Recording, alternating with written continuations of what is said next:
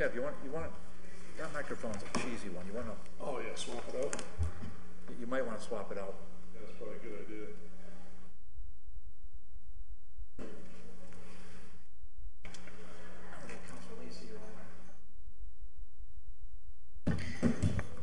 Okay.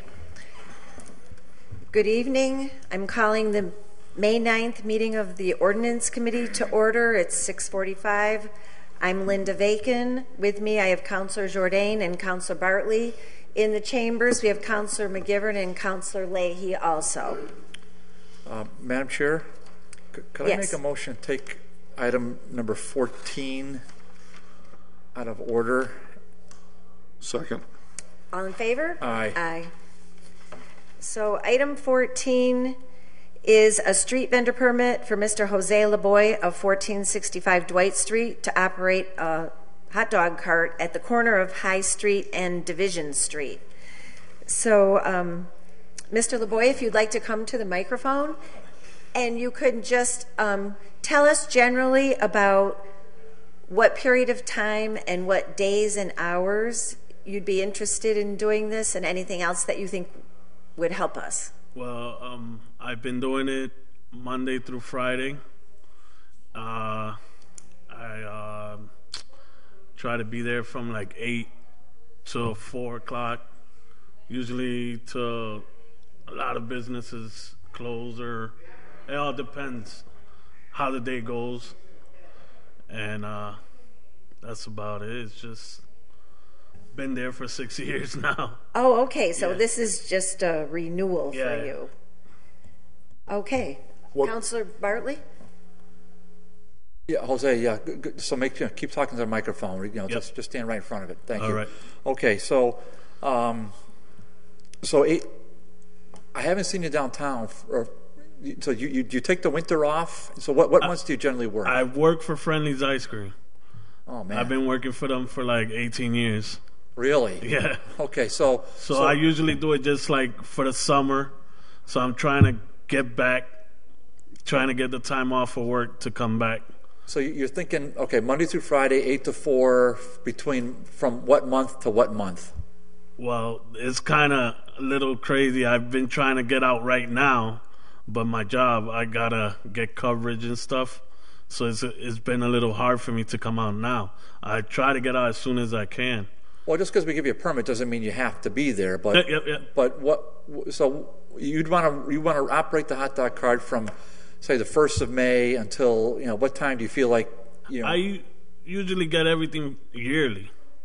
for a whole year? Everything, yeah. So you'd even be there through the winter months if the weather's okay.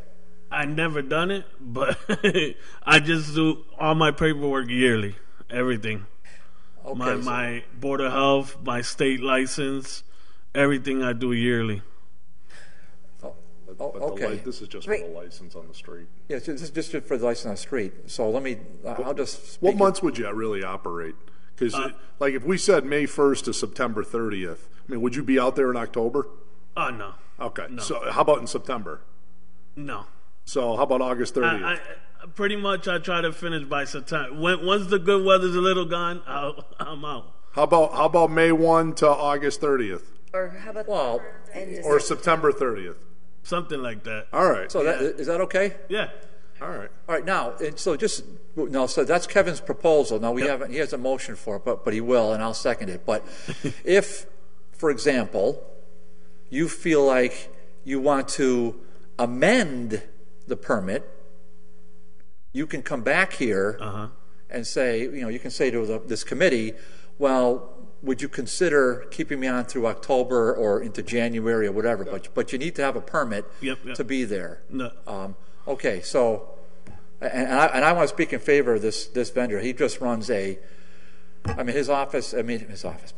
cart is right next to my cousin's law office on Division Street. He runs a clean operation, great product. He's got people that are watching that street. It's another set of eyes, and he's got 3 or 4 guys always hanging around with him. So I speak in favor of this gentleman. He's a real asset to the downtown community. Thank you, Councilor Bartley. Councilor Jordan? Yeah, I'll also speak in favor of Jose. I know Jose through football, and he's a super guy, and happy to support his permit. So if we did Monday to Friday, 8 to 4, and then we did May 1st to September 30th, that would work for you? Yeah, I'll sure. second that, Kevin. Okay, so That's a motion. That's my motion. Second. All in favor? Aye. Aye. Thank you. So the motion carries, and we will be making a recommendation to the full city council. Okay. It will be taken up a week from tonight, and then after that, You're all set. Would I have Go to to the be clerk's office. you have to go to the clerk's office. And that's it. I won't have to come back here. Nope. Right. Oh, sadly. I also got the corner over here. Oh, you got another one. Yeah. Oh, Because Oh, okay. I might float around because I want to see where. okay. Okay, well, Can I have a motion on that? All right, we haven't had that I'm going before. to take item 15 off the Out table. of order. Yeah, motion to suspend the rules, take item 15 out of order. Second. All in favor? Aye. Okay, so now we have a street vendor permit application for Mr. Jose LeBoy to sell hot dogs at the corner of Maple Street and Dwight Street. So would the same days, hours, and time frames work? Yeah. Yes. Could I entertain a motion? Okay. So one cart, but you. Just one car. I'm just gonna probably 2 days here, 3. See how it works. Okay. Which one, So Councilor McGivern? I just like to to make a thing. One cart though, not two No. carts. One cart. So Well, I'm just going to make the motion, and then we can do it under discussion, right? Okay, So sure. I'll make the motion that we grant the permit from May 1, Monday to Friday, 8 to 4, May 1 to September 30th. So you want to second that? Kevin? Second. All right. Councilor McGivern? Thank you. Jose, how you doing? All right. How you doing? On Maple and Dwight Street, can you lay out the land for that? On High and Division Street, you got all the room in the world. Maple and Dwight, you're on the sidewalk. Yeah, and I have a little cart. It's not big. I seen the guy that's been there before. He have a little spot. I'll be fine with that. There's benches in the park. I wouldn't have a problem just putting. Which side of the street are you asking? She gave me the side of the park. Oh, there's a ton of room there. Okay. I'm all set. Okay. So we have a motion before us. we need to specify the location Yeah, we because do. there's 4 corners, right? Yeah, it's usually this. You want the corner one right next to here. Veterans Park? Yeah, that corner. right across from this Yeah. little store right there. That's there's where been. usually. Yeah. Yeah. So we'll say near The corner. Veterans The Park. just say the corner at Veterans Park. You would say The like corner Maple of and Maple Dwight. Street and Maple Dwight Dwight. Street Yeah. at Veterans Park. Corner, yeah.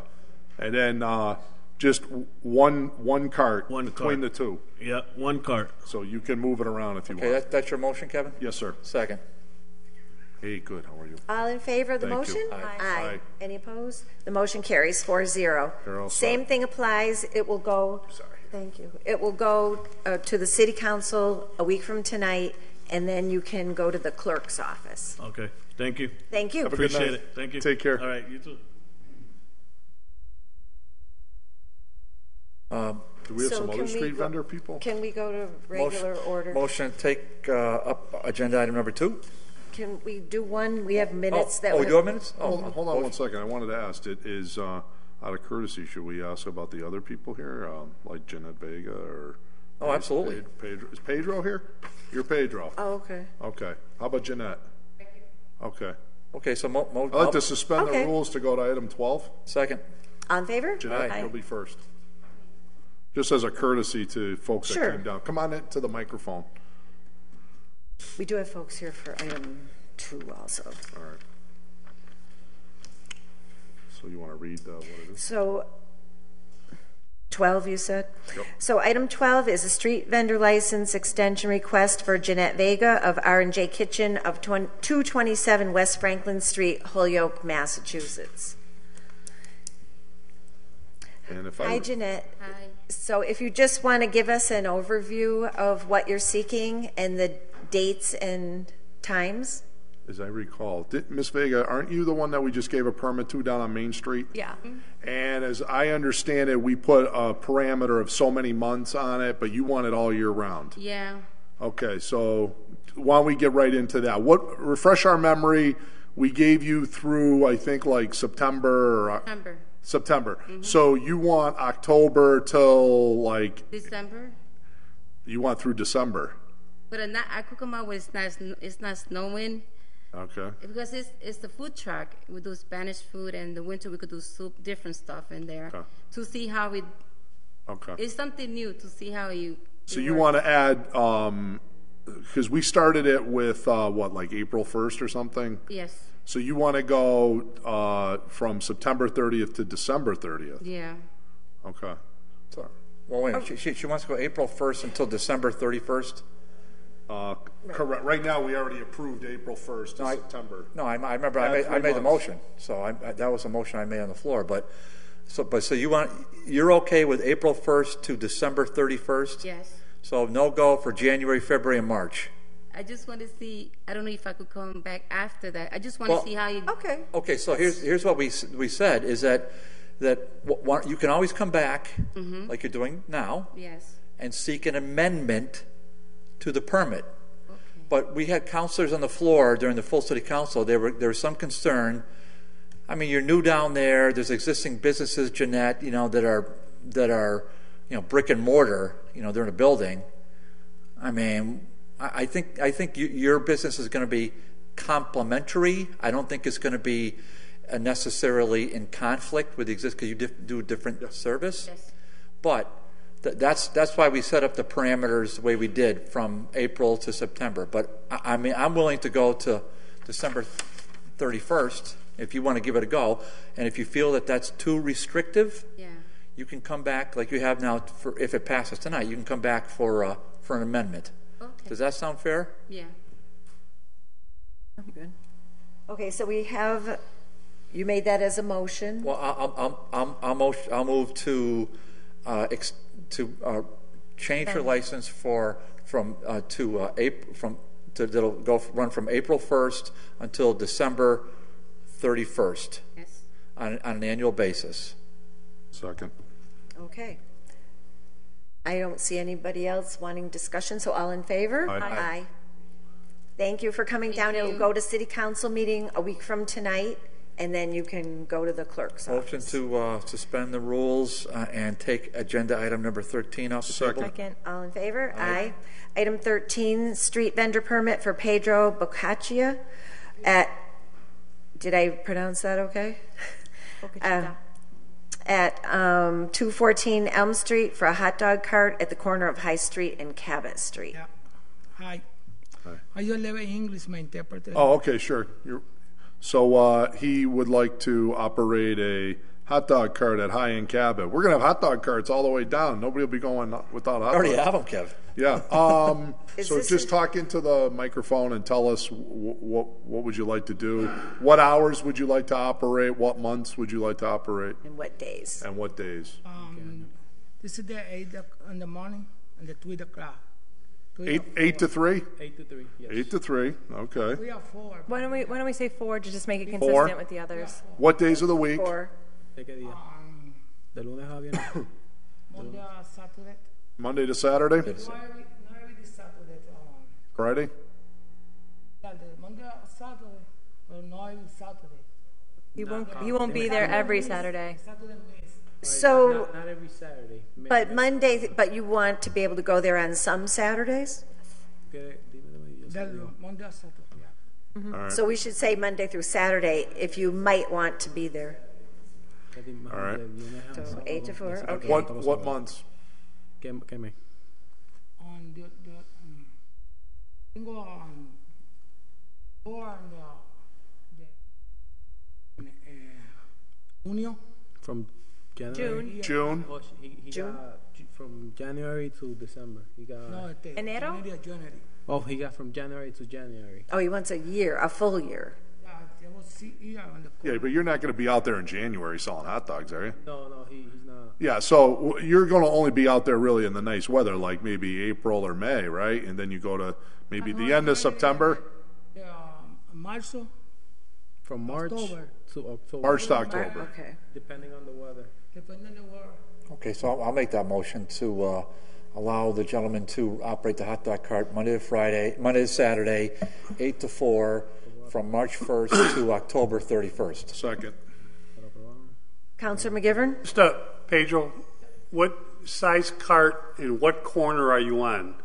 What side of High Street are you on? Can you speak into the microphone, please, for him? Just Or people the at home may be watching. The side on the 5 for 2 on the hot.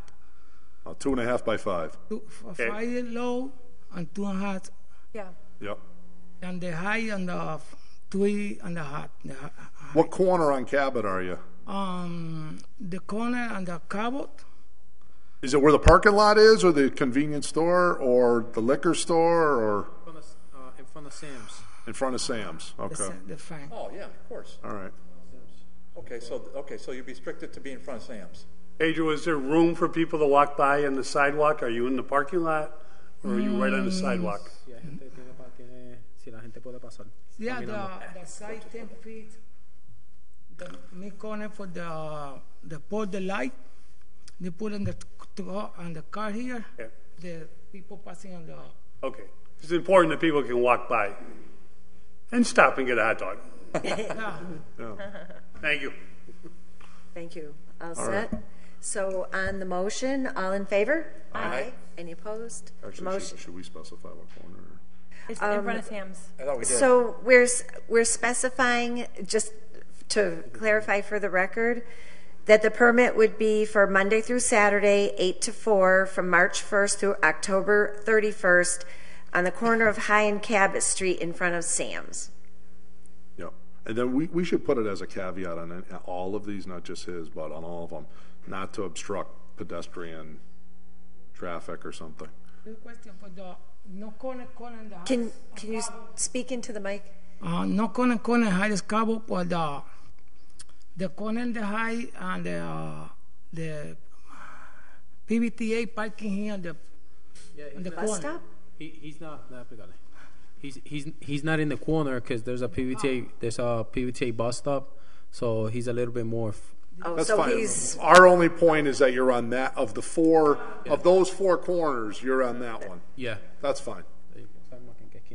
okay. And to Councilor Jourdain's point, whatever we're allowing on a sidewalk can't block people's ability to walk on the sidewalk. That just holds true for any permit that we would give. Okay.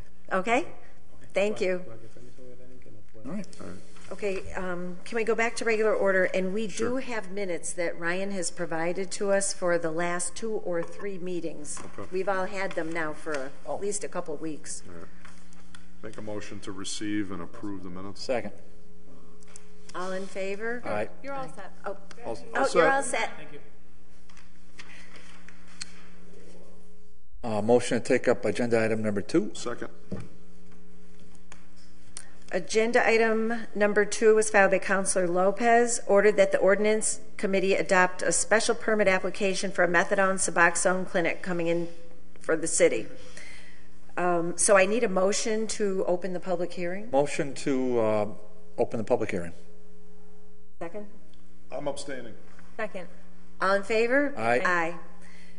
So the public hearing is opened. It was continued from a prior meeting, and I know we have a couple folks here who would like to speak on the matter, so I'd like to offer the microphone to the public first. Sure. So if you can just go up to the microphone there and give us your name and address. Yes, my name is Katie Simon, and I live at 97 Locust Street. Locust as in plague of locusts. Okay. So thank you for coming down, and we're open to hearing your comments regarding this application. Marvelous. Thank you for allowing me to speak. I just wanted to point out that 2 weeks ago, in an earlier session of this public hearing, there was a lot of comment from counselors on how the intent of the ordinance was not to limit treatment. But by over-regulating an already rigorously regulated treatment facility, contrary to what was heard 2 weeks ago, sure, thank you. That's much better. Thank you. Oops. Con Contrary to what we heard 2 weeks ago, John Q. Public is far from being able to open a methadone clinic haphazardly at will. And zoning them into one industrial area, it doesn't matter what the intent is. The effect would be the limitation of treatment. This would be the limitation of treatment in a city which only has one methadone clinic. 2 weeks ago, it was erroneously stated that we have two, but people were actually counting a Suboxone clinic as one. One methadone clinic to which access is already severely limited, with long waiting lists for people to get in detox beforehand and even longer waiting lists for a spot on maintenance. It was maintained that Holyoke offers plenty of treatment opportunities, but the medical consensus is that the most effective treatment for opiate addiction is opiate substitution treatment, and this is exactly the treatment that this ordinance is proposing to make more difficult to access in the midst of an epidemic. Otherwise, you're limiting people to treatment that's been proven to be less efficacious. And specifically, even if Suboxone prescription remains unaffected by this ordinance, Suboxone doesn't work well for those on opiates in large doses and for long periods of time. So if this ordinance's language only affected methadone clinics, it would be harming the most chronic, most vulnerable users the most. There is no justifiable rationale for this ordinance, and the amount of time spent considering it when we should be focusing on how to facilitate treatment at a time in which millions of dollars are being poured into treatment, in which many Massachusetts towns are being held up as examples by making all sorts of progressive experiments in treating and not imprisoning users. Why would Holyoke want to go backwards when it comes to treatment? We only need to look at criminological data to remember the fact that alcohol is the only drug that is statistically correlated with violence. But this ordinance committee isn't proposing to zone AA meetings away from churches and children. Opiate users receiving treatment like me do not pose any risk to either churches or children. In fact, given the opportunity to receive treatment, we can participate fully in community life and contribute to those around us. There's no reason to segregate and exile us while we are receiving life-saving treatment. The only reasons I could fathom that could justify this ordinance are the assertion of arbitrary local control and the promotion of bigoted NIMBYism. I know these aren't the things that a council and its committee, which recently discussed laudable anti-gentrification ordinance, stand for, and I hope you prove that by refusing to recommend this ordinance as a committee, and if it is recommended, not voting for it in City Council at large. Finally, the people I'm working with monitoring this ordinance progress don't really know which language you're considering for this ordinance. But in the one draft I saw, detoxes which utilize a methadone taper would be included under this ordinance's language. I'm pleading with you not to do that, at least. If you do end up recommending and then voting in favor of this, frankly, unconstitutional ordinance, because a case could be made that it goes against the ADA. The only way to get through withdrawals humanely is to allow people a methadone taper, and limiting access to methadone detoxes means that people will die of overdoses or contract HIV and Hep C while languishing on the wait list for the one methadone detox we have here in this city. This is literally a matter where the stakes are life or death for people like me. And I hope this committee will listen to the unanimous verdict of the medical experts who've come before you, opposing this ordinance, and not value the lives of people like me any less than your other citizens. Thank you. Thank you. Is there anyone else who wishes? Thank you, Kate. That was very well said. My name is Elaine View. I live at 232 Elm Street in Holyoke. I am also on methadone maintenance. It's been a life-saving treatment for me. Without it, I would be using, like many people in this city. This city, of all cities that I have lived in Massachusetts, has one of the worst opiate problems, heroin addiction, and it is spreading. It is not getting any better. It's getting worse. I myself was on a waiting list for over 6 weeks to get on methadone maintenance, And while waiting for that maintenance, I was out using, which put my life at jeopardy. Many people still die from opiate abuse, and we need more treatment. We need more methadone. We don't need to have it regulated to make it more difficult for these places to open up. That's all I want to say. Thank you. Thank you. Does anybody else wish to? I was just Councilor wondering. Lisi? Thank you. I was wondering if we received a recommendation or communication We at all do. from the I planning. have that. I have that. I just wanted to see if anybody wanted to weigh in first. Oh, no problem. Mom takes priority. Okay, to read into the record, dated April 12th, we did receive from the planning board that they met on March 28th and voted unanimously to recommend denial of the adoption of the above referenced ordinance.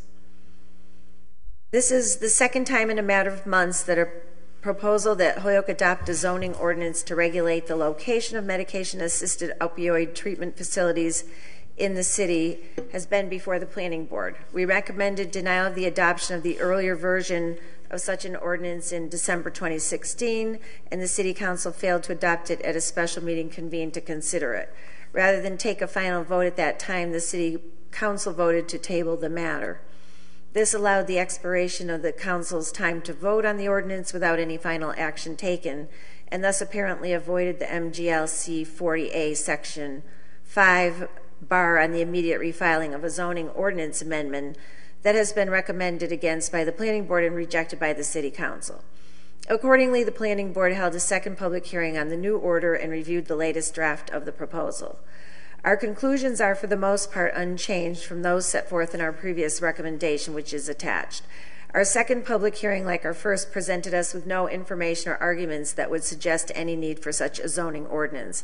As we noted earlier, these medical facilities are already heavily regulated under state law, and we have been presented with no reason to believe that the existing regulation is insufficient to protect public safety, including that of children.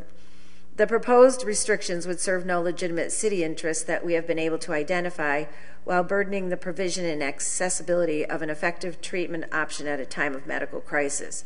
This ordinance would serve perhaps as a public statement of disapproval of opioid abuse, but the zoning ordinance is not an appropriate vehicle for sending public service messages, however heartfelt. The most recent draft of the proposed ordinance does differ from the earlier proposal in several respects. First, the proposed buffers in this draft are somewhat less restrictive than those proposed in the first draft. Like the previous version, however, this proposed ordinance confines targeted facilities to a single industrial zone, IG, and the new buffers still create significant restrictions on siting even within that zone. This set of changes, therefore, does not alter our original assessment. While it's possible that these buffers, unlike the original proposal, do not absolutely eliminate any potential site for a medically assisted treatment facility, the restrictions are nevertheless unreasonably and impracticably onerous. Second, the current proposed ordinance alters the definition of a narcotic detoxification and/or maintenance facility to exclude both office-based treatment in a healthcare professional's office setting or in a primary care center, and facilities exempt for educational uses from the programs or facilities included within the ordinance. Both of these exclusions are positive changes from the previous version. As we pointed out in our previous recommendation, medication-assisted treatment can be provided in an office setting by medical professionals who may provide more general forms of care than substance abuse treatment services, and receiving care in such settings is often preferable for patients able to make use of it. Including these offices and care centers among the facilities subject to this regulation would have resulted in the ordinance effectively inserting itself between physician and patient, regulating the practice of medicine, an obviously undesirable situation. And since state law requires that municipal zoning ordinance not restrict facilities exempt for educational uses in the manner set out in the proposal, making the exemption clear on the face of the proposed ordinance is helpful. That same change, however, points up the limitations and impracticalities of the proposal. Medication-assisted treatment programs commonly include an educational component, and the city solicitor's office has advised us that it is likely that the state would classify all such facilities and programs as facilities exempt for educational uses. Moreover, even if such programs and facilities are not classified as exempt automatically, a facility hoping to locate in Holyoke and wishing to avoid the need for the special permit established in this proposed ordinance could do so by either strengthening the educational component of its program or by organizing itself as a healthcare professional's office. This isn't the fault of the way the proposal is drafted, but rather an inevitable outgrowth of the complex set of issues and interests in play. The problem is not one that can be avoided by rewording the relevant provision.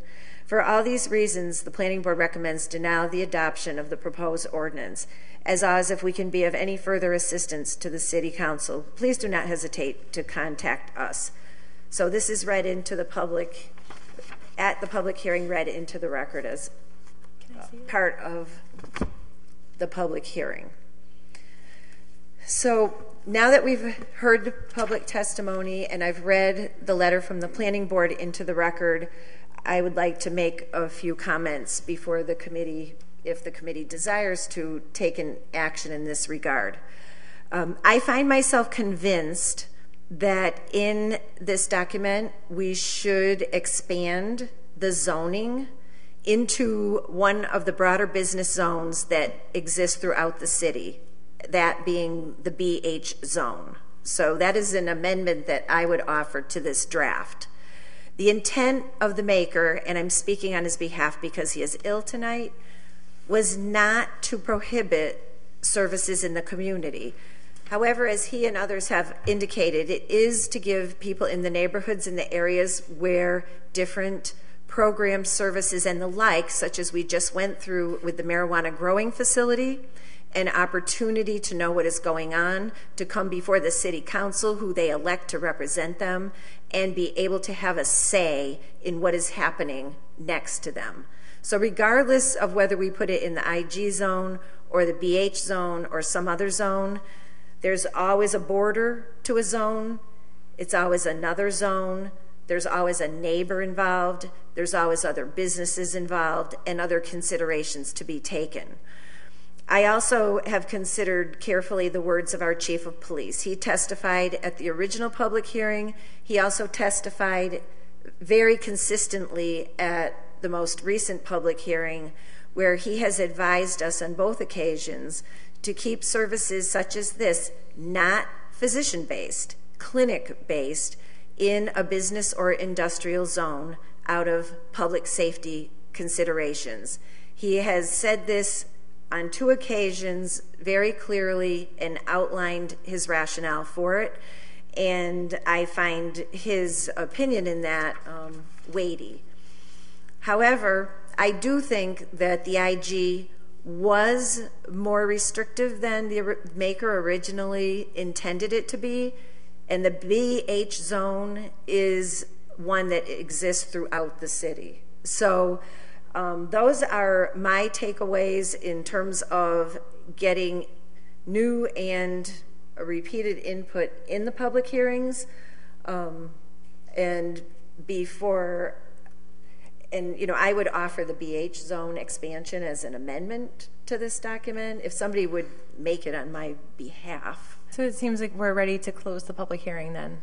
I'm just making this as commentary for now, and I want to see if anybody else has any more before we do close the public hearing. So do we have the new draft language? we have the language, yes. Okay, I don't. Yes. Sure. Oh, never mind. Rebecca's got it. Do you have 2 of them? Yeah. Ryan brought a few. Do you have one now? Okay. Oh, you know what I do? You do? Okay. Good enough. This draft had been provided to us, I want to say over a month ago by Sarah, and Crystal has reviewed and given us the most current draft. This was, thanks. This was the draft that corrected the language that was interpreted as being restrictive to physician offices and independent practitioners relative to the initial clinic language, and that was corrected as noted by the planning board.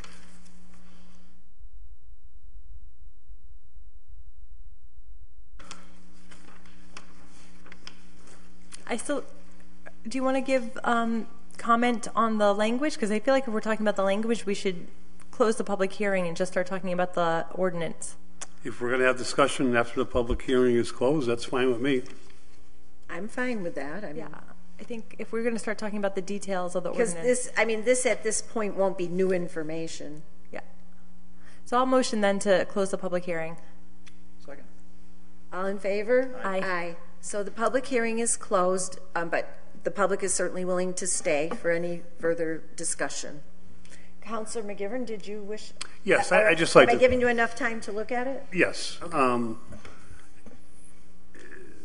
The couple areas I just want to talk about, and I'm reiterating the things I've said in the past, but just a reminder: the current methadone clinic, the Providence BHN, run methadone clinic, is in a residential zone.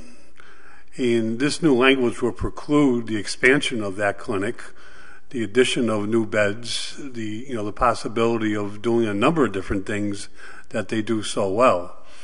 The Holyoke Medical Center, formerly Holyoke Hospital, is in a residential zone. There certainly, is an opportunity in that facility, to run a clinic. A clinic is not doctorless. Doctors are involved in clinics, just as they are in their own practices in their offices. Medical providers are necessary, for this type of approach towards dealing with the addicts and dealing with people who are battling substance abuse. The monitoring is very important. The connection to the caseworkers, the connection to therapists and substance abuse counselors is also part of this. Not always on site. Oftentimes that can be farmed out or connected through another agency within the area, within the city itself. And again, I recognize the attempt to change the language and make it more flexible, but I don't see it as being more flexible. BH is not one of my popular zones anywhere. It's sort of business highway. What comes off the highway goes into a BH zone. I mean, I hope we're not thinking clinics should go, into things that come off the highway. I'd rather see it someplace, in an area where, commercial area, but in an area where it makes more sense and can be controlled. Highly regulated by the state, like any medical pharmacies are highly regulated by the state, and what comes out of pharmacies are far more harmful than what comes out of a methadone clinic. And I really believe, and I just wanted to bring that to the committee's attention, that even with the new language is going to restrict the expansion of an existing methadone clinic and going to very severely limit the possibility of any additional beds within the city of Holyoke. The opioid crisis is not going away. Hopefully there is a light at the end of the tunnel and someday we'll reach it. But the types of new drugs that are being introduced, fentanyl is yesterday's news. There's more hybrid, more high potency drugs that are coming out there that are being mixed with heroin, that are being sold by themselves, and only the demand for need is going to be higher in the immediate future, and to try to regulate that demand in an area where where the industry is trying to save lives, I don't think is doing anybody a favor. This substance abuse, this crisis touches people from all walks of life. The need for a bed is critical when the need is there. The need for treatment is critical. And I would much rather see us working to promote, the availability of treatment as opposed to trying to regulating it and perhaps pushing it away from those who need it the most. Thank you. I would just note that this ordinance is strictly addressing clinics. It is not addressing hospital beds in the facility. And the Providence has a multiple of programs at that site. Well, that's not what detox is the focused beds, on. which you go through a detox first. Correct, but that's not what this ordinance is addressing. It's addressing the maintenance and the clinics and that activity in the city. And just like we did with the marijuana manufacturing, and just like I anticipate that we will with retail, in that regard, on that matter, we have a very open process that is transparent to the neighbors and the abutters so that they can weigh in and be heard through a special permit process, which I think is the most transparent. And I would also put forth that between the services at the health center, the Providence, and the individual practitioners in our city, for a city the size of ours at 39,000 people, we are providing probably the highest degree of service of any city in our immediate area. And so we also have to look at, are we serving the people who live here, or are we wanting to develop into a regional serving area for the whole region? And I think other areas and cities need to pick up the ball here, because we all know that we have the highest number of people that struggle in the city economically and in other ways. And we have limited resources here also. Councilor Bartley. Yeah, Madam Chair, could we suspend the rules, just ask our Crystal, our law department, a question or two relative to this? Sure. Do I have a second? Second. All in favor? Aye. Crystal, so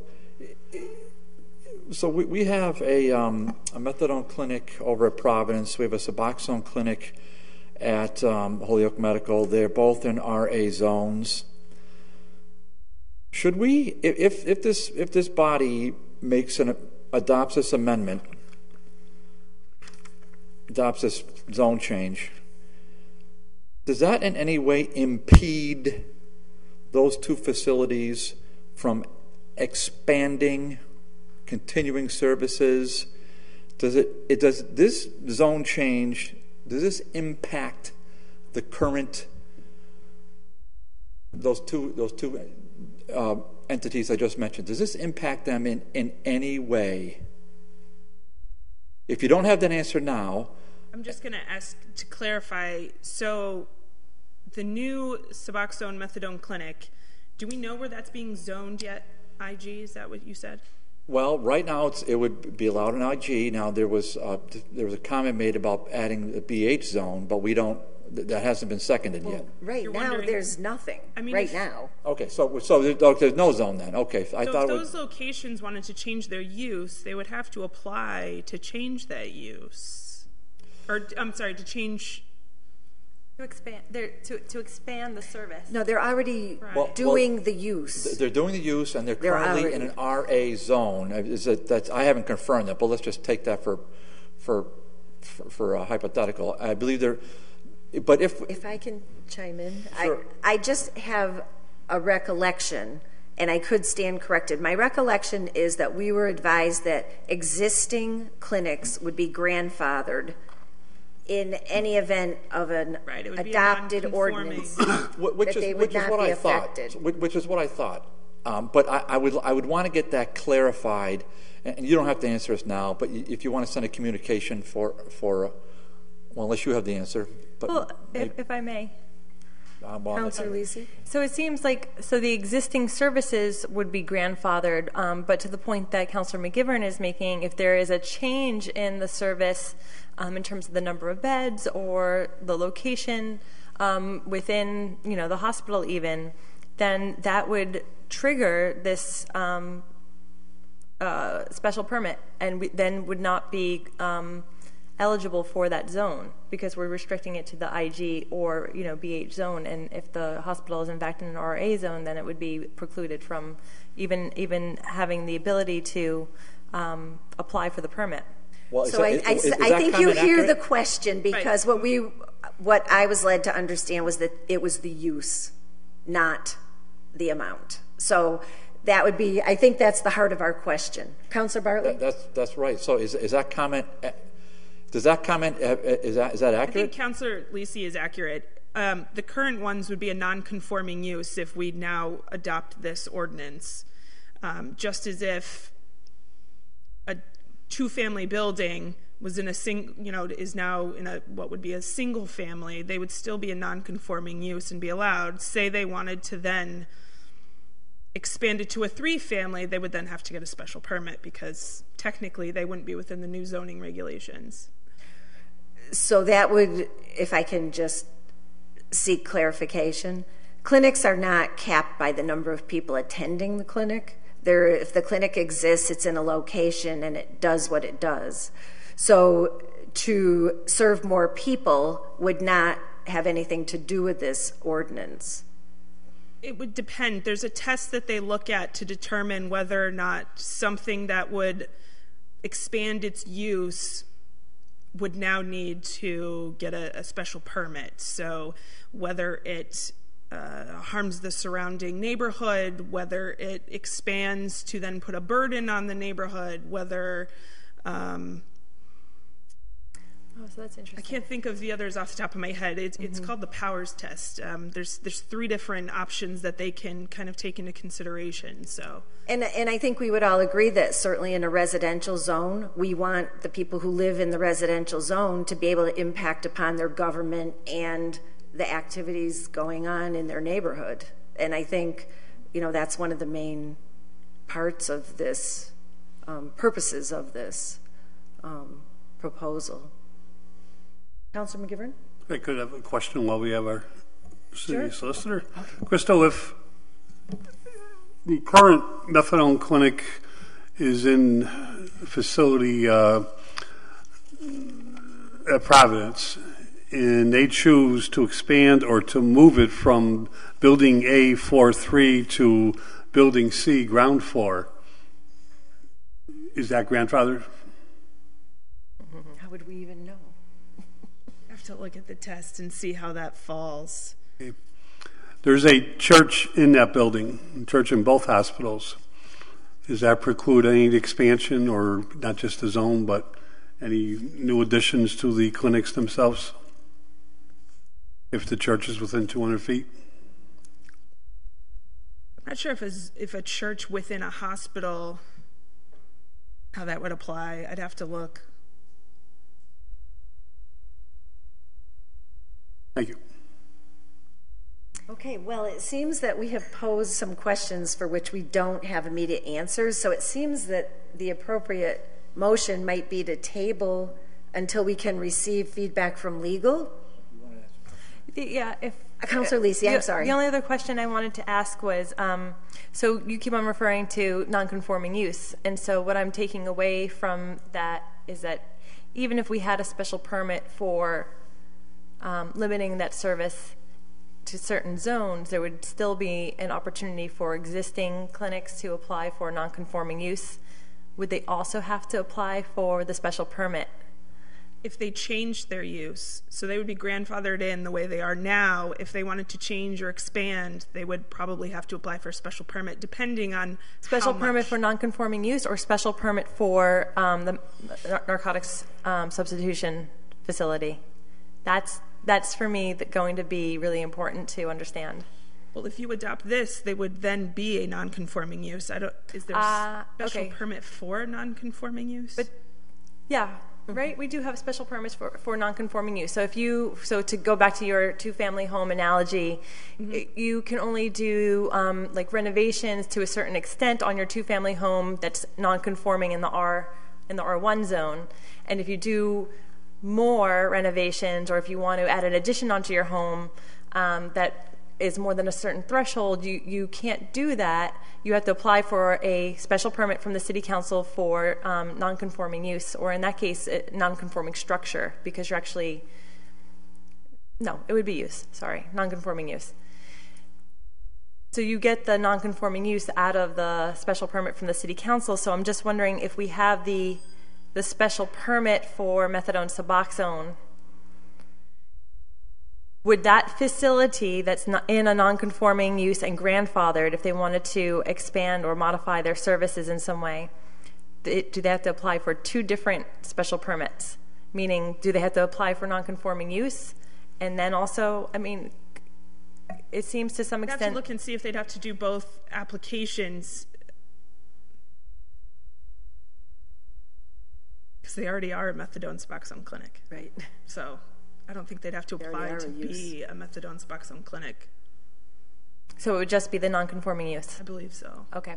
I could confirm that. But Counselor, are you all set? Yep. Counselor Bartley? Yeah, so I just want to make a quick comment, and I want to get a point of order. So, and I'm all set. Thank you. So, thank you. Thanks, Crystal. So there's I think that's really, I mean, we can throw out hypotheticals after hypotheticals after hypotheticals, and that's all well and good.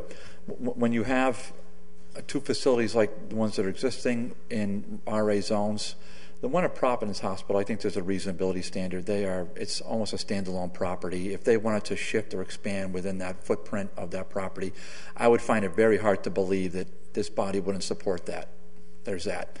Holyoke Medical Center is a different thing, because that's in a heavy residential area, and I think that's why this proposal is probably an excellent one, because I think we would want to hear exactly what their plans are for expanding within an RA zone a facility such as this.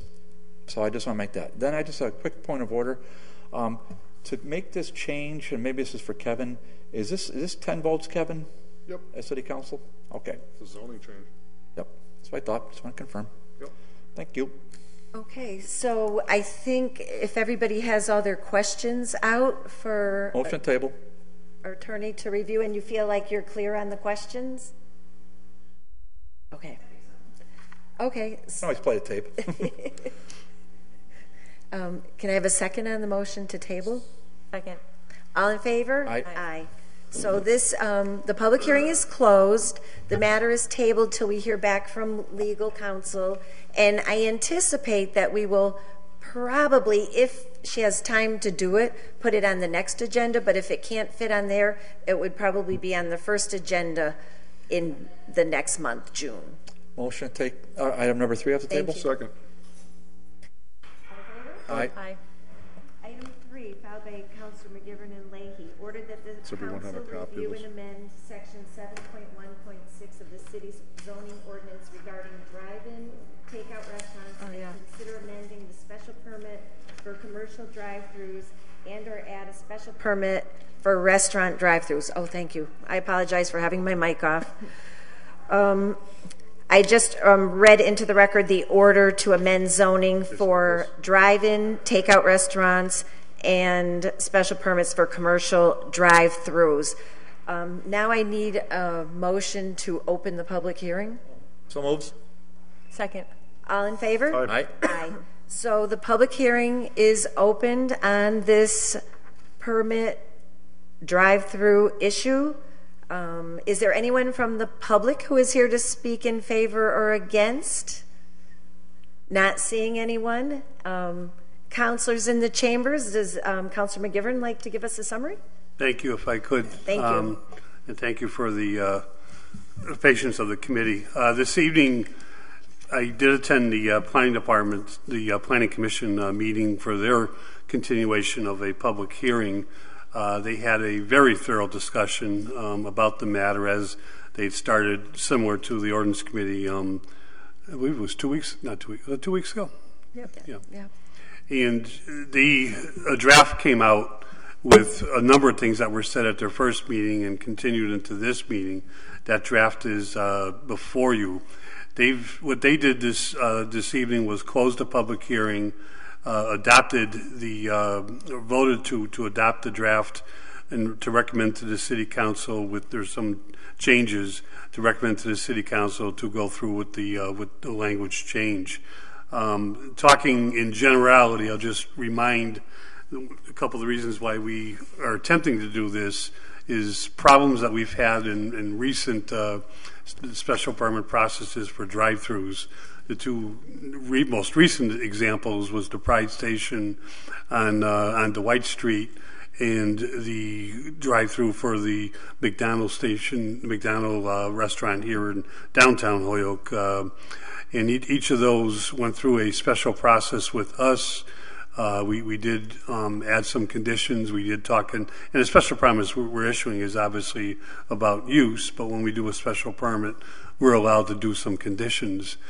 Each of them tripped a site plan review for which the Planning Commission looked at from their responsibility a site plan review, and in each case there were, for different reasons, there were decisions made at the site plan review level that smoothed out what could not, or I'm not sure if I'd say could not, but was not handled at the special permit level. So part of the discussion tonight was how technical does the city council get when not only do we have a planning department that should be, or the planning commission when a site plan review is necessary, reviewing all the nuts and bolts of a drive-through, which is, from stacking lanes to footage to signage to the width of a driveway, the amount of, parking that's for the facility itself as opposed to where the drive-through lane goes, and you can go on forever. But what we got into was some language that was there before we did special permits of abutting residential zones and churches and schools and things that, if this were a outright use without going through the special permit process, probably would be a problem. But now we can review one at a time a drive-through. Does it fit in the neighborhood? How do we get it to fit if it's not an easy fit, and at the same time abide by the regs and codes themselves? What you have before you is a 2-page document. And they did review other communities. I'm not good enough. Maybe Crystal knows. And did I think there was one that they used as a model, but one that tried to get everything more concise, but at the same time thorough enough to make sure that that these things are regulated and that they don't have a detrimental impact on a residential zone or on traffic or on any of the issues that we all know can be nightmares with drive-throughs.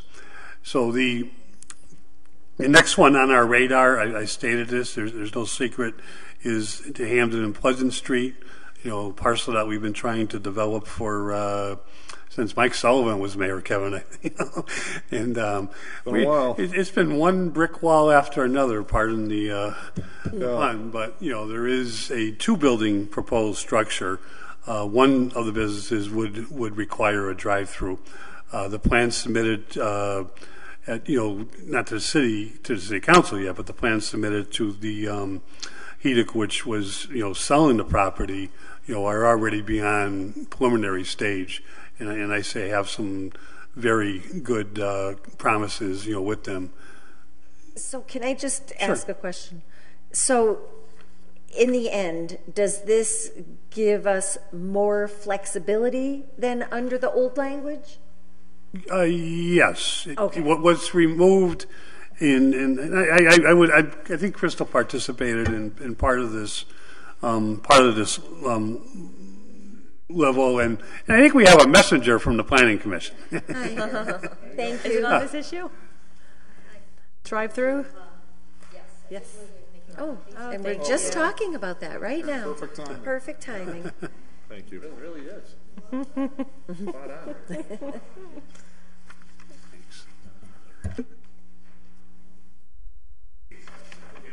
Oh, interesting. That looks word for word. So wait, is this This is the draft right in front of us. This is, I'm sorry. We have the draft. Was this the recommendation then? of Wait, you got the planning board with recommendation in the letter. With a vote? I don't see the vote.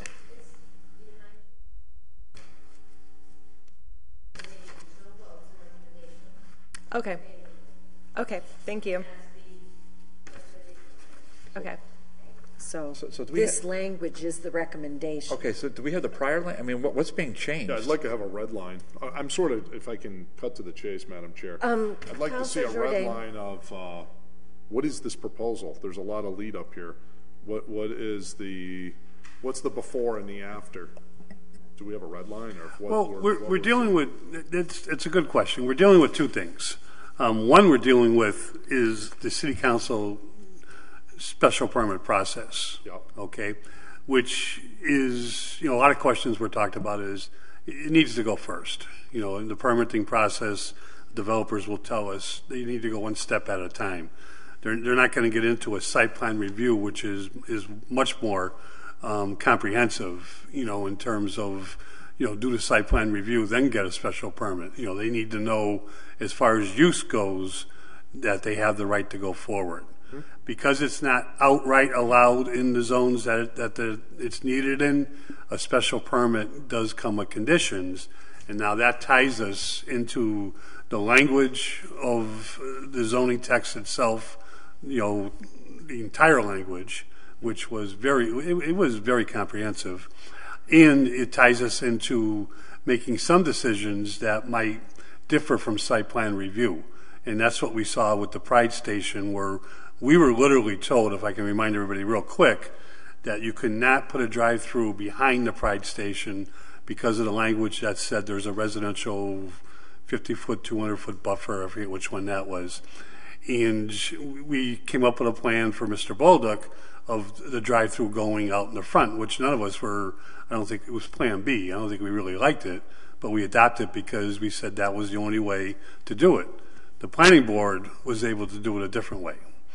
Okay, they were able to somehow to get the stacking in, to get the thing in, and still allow the cars to drive around the building. And it actually ended up in the back, right? Did we give them a special permit? Yeah. He gave him a special permit, yes. All right, so Yes. that's a good sign. And then we did the same thing with McDonald's. The only difference with McDonald's was you wouldn't know it unless you lived here, is we made sure, because of the traffic stuff with McDonald's on Maple and Appleton Street, that there was a wraparound lane for traffic in the parking lot for people coming in Maple can go around, people leaving the parking lot can go around, and people who maybe think they're going into the drive-through but decide not to can get around the drive-through. After the fire, that building footprint somehow changed, not a lot, but it forced that wraparound lane to be the alleyway, which the city owned both sides of the property. I won't go any further, but that's what we now have. We have the wraparound lane, but it's in the alleyway is owned by both the butters.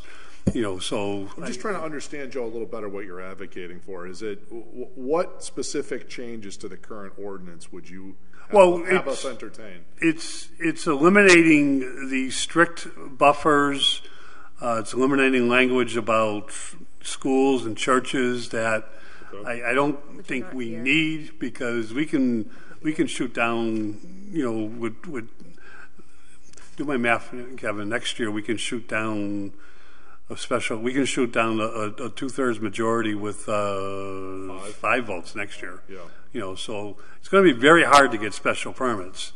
If they're controversial, it'll be very hard to get a special permit. So I think it focuses us on use, which is what I think the city council is the intent with a lot of our special permits.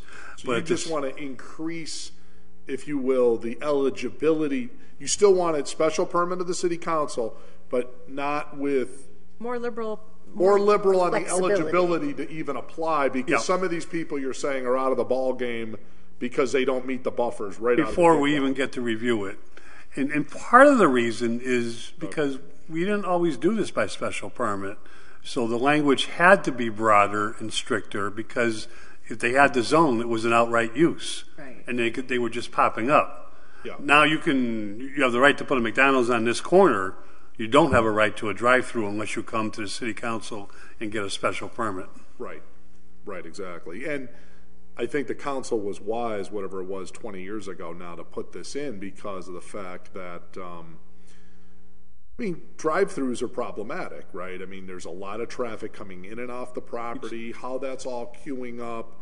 They can be noxious. You go from having a store to having a store with a drive-through makes a big difference on a lot, and how that all flows. So I can see why we have it. Okay, so I'd like to. Has the law department seen anything to help just give us a red line version for the committee, and we can start wading our way through that? That would be helpful, and we can see what the proposed new language is. This is the after picture, apparently. So it'd be nice to see this up against the before picture, and then we can just kind of work our way through it. So thank you. So Councilor Bartley? I'll make a motion to table this, but pending we get the feedback from the law department. So is that reasonable? You just want to see the current. You just want to see the current ordinance. I want to see. I do. And the changes. I do. So that we can. That's standard. That's standard fare. But I think, if I may, sorry. Councilor Lisi? I think the reason why the changes are small and why everything was wiped out was because we were just referring to the zoning ordinance, right? So the language in the ordinances about the special permit was referring to I forget what it's called, the zoning book and the zoning ordinances. That's probably what it was referring to, because all the buffers and setback requirements were there. So we were just making reference just pointed to them. And now I think what we want to see is some sort of side-by-side between what... That's right. I want to know exactly what I'm voting on. But I think to Crystal's point is that this is being fully developed in the special permit language, whereas previously we didn't have special permit language. We just referred to the ordinance and granted special permits by looking and judging by what was in the zoning ordinances. So then what, Crystal, if I may suggest, not to tell you how to do your job, but it would seem it would be to then, if we point to 7 point whatever, then there should be a line drawn through that, and then there should be a bubble chart down on the bottom that says we're no longer going to have setback A, B, C, D, E. If that's what that did. Or completely deleting 7.1.6, mixing it with all that language. Okay, so then I want to see what's in 7.1.6 currently, and then just compare. And then if you want to give us a bullet points of what the impact of that change is, we need to know that.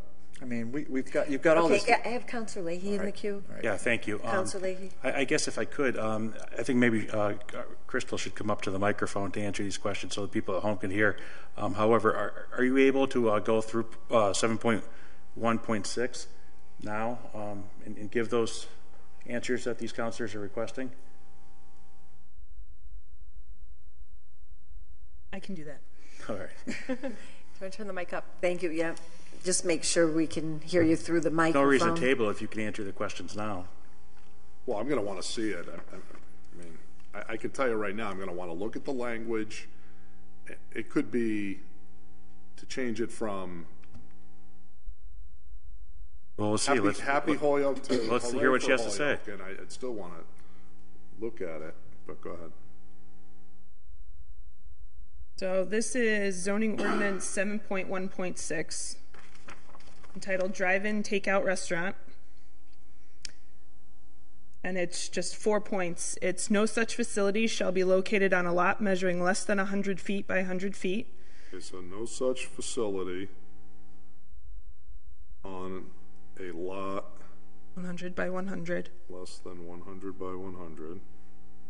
Okay. No part of any such establishment shall be located within 100 feet of any residence district. 100 feet of a residence zone. Except that facilities may be located up to 50 feet from a residence district if screened from adjoining properties in the residence district by plant or other suitable material. Okay. like a barrier type of thing. Correct.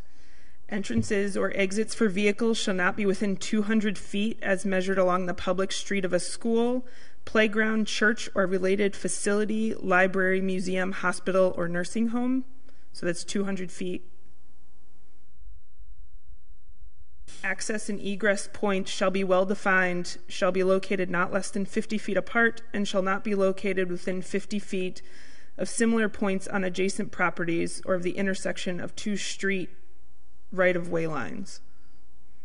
And that's it. Okay, so having heard that, and so that's deleting that 7.1.6 and adding this language here, which seems Correct. to add more teeth to. It made it so as they were mentioning, somebody looking at it and saying it couldn't be a lot less than 100 by 100, this now allows them to provide, say, a site plan and possibly do reasons. Traffic studies and kind of look and see if, okay, I didn't meet the 100 by 100 feet, but I can show you that this won't affect the surrounding neighborhood. So it gives people a better chance of having something small, at least. Yeah, I think the planning board did an excellent job. And it also eliminates the buffers that you just read to us, right? Right, this couldn't be within so many feet of a church or a school or a playground, Right. etc. But based on the site plan, they may be able to get there. Say the church is there, but it doesn't actually meet. I mean, So this loosens that in that it would allow it. correct.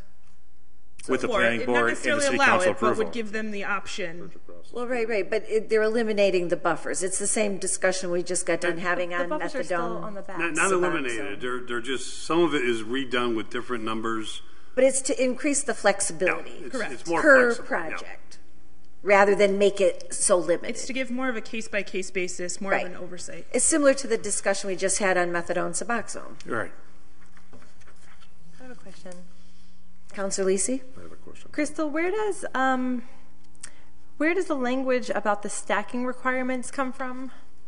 So the stacking requirements, I don't know if you're familiar with stacking, but basically it's how many cars, say in a McDonald's, you can fit so many cars before you get to a window. It's called stacking. I don't have the language in front of me, but I believe in the definitions it goes into what stacking is. Mm-hmm. Yep. And I don't know about specifics as far as dimensions of the lanes. You want a copy of this? Yes, please. Oh, you're the only one that didn't get one, and here we are It's asking you emailed, questions. but I don't want to sit and pull Sure. up email.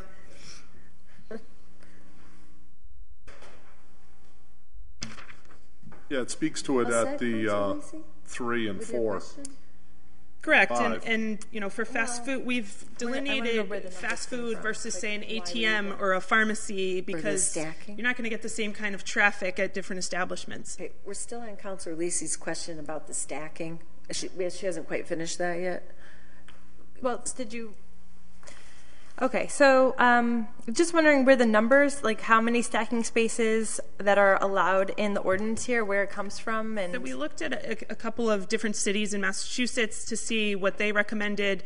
There's also there's a regulation, I believe it's the Southeast Massachusetts regulations. It's quite extensive and kind of gives options, and we kind of mushed everything together to find what would possibly work best for Holyoke.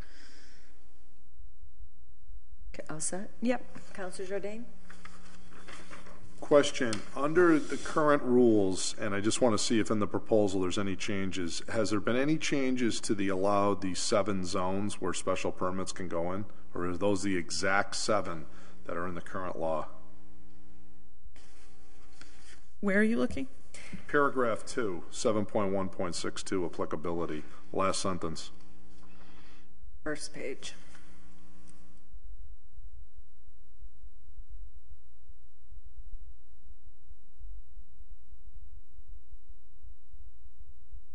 I'd have to pull the language. I don't know if I'm not sure where we picked the zones. Just I missed it. I want to see, Rebecca, if the zones are still the same where this is permissible or not Or if they permissible. changed. That was my Or question, if there was a too. change. There's 7 zones now articulated that this is allowed.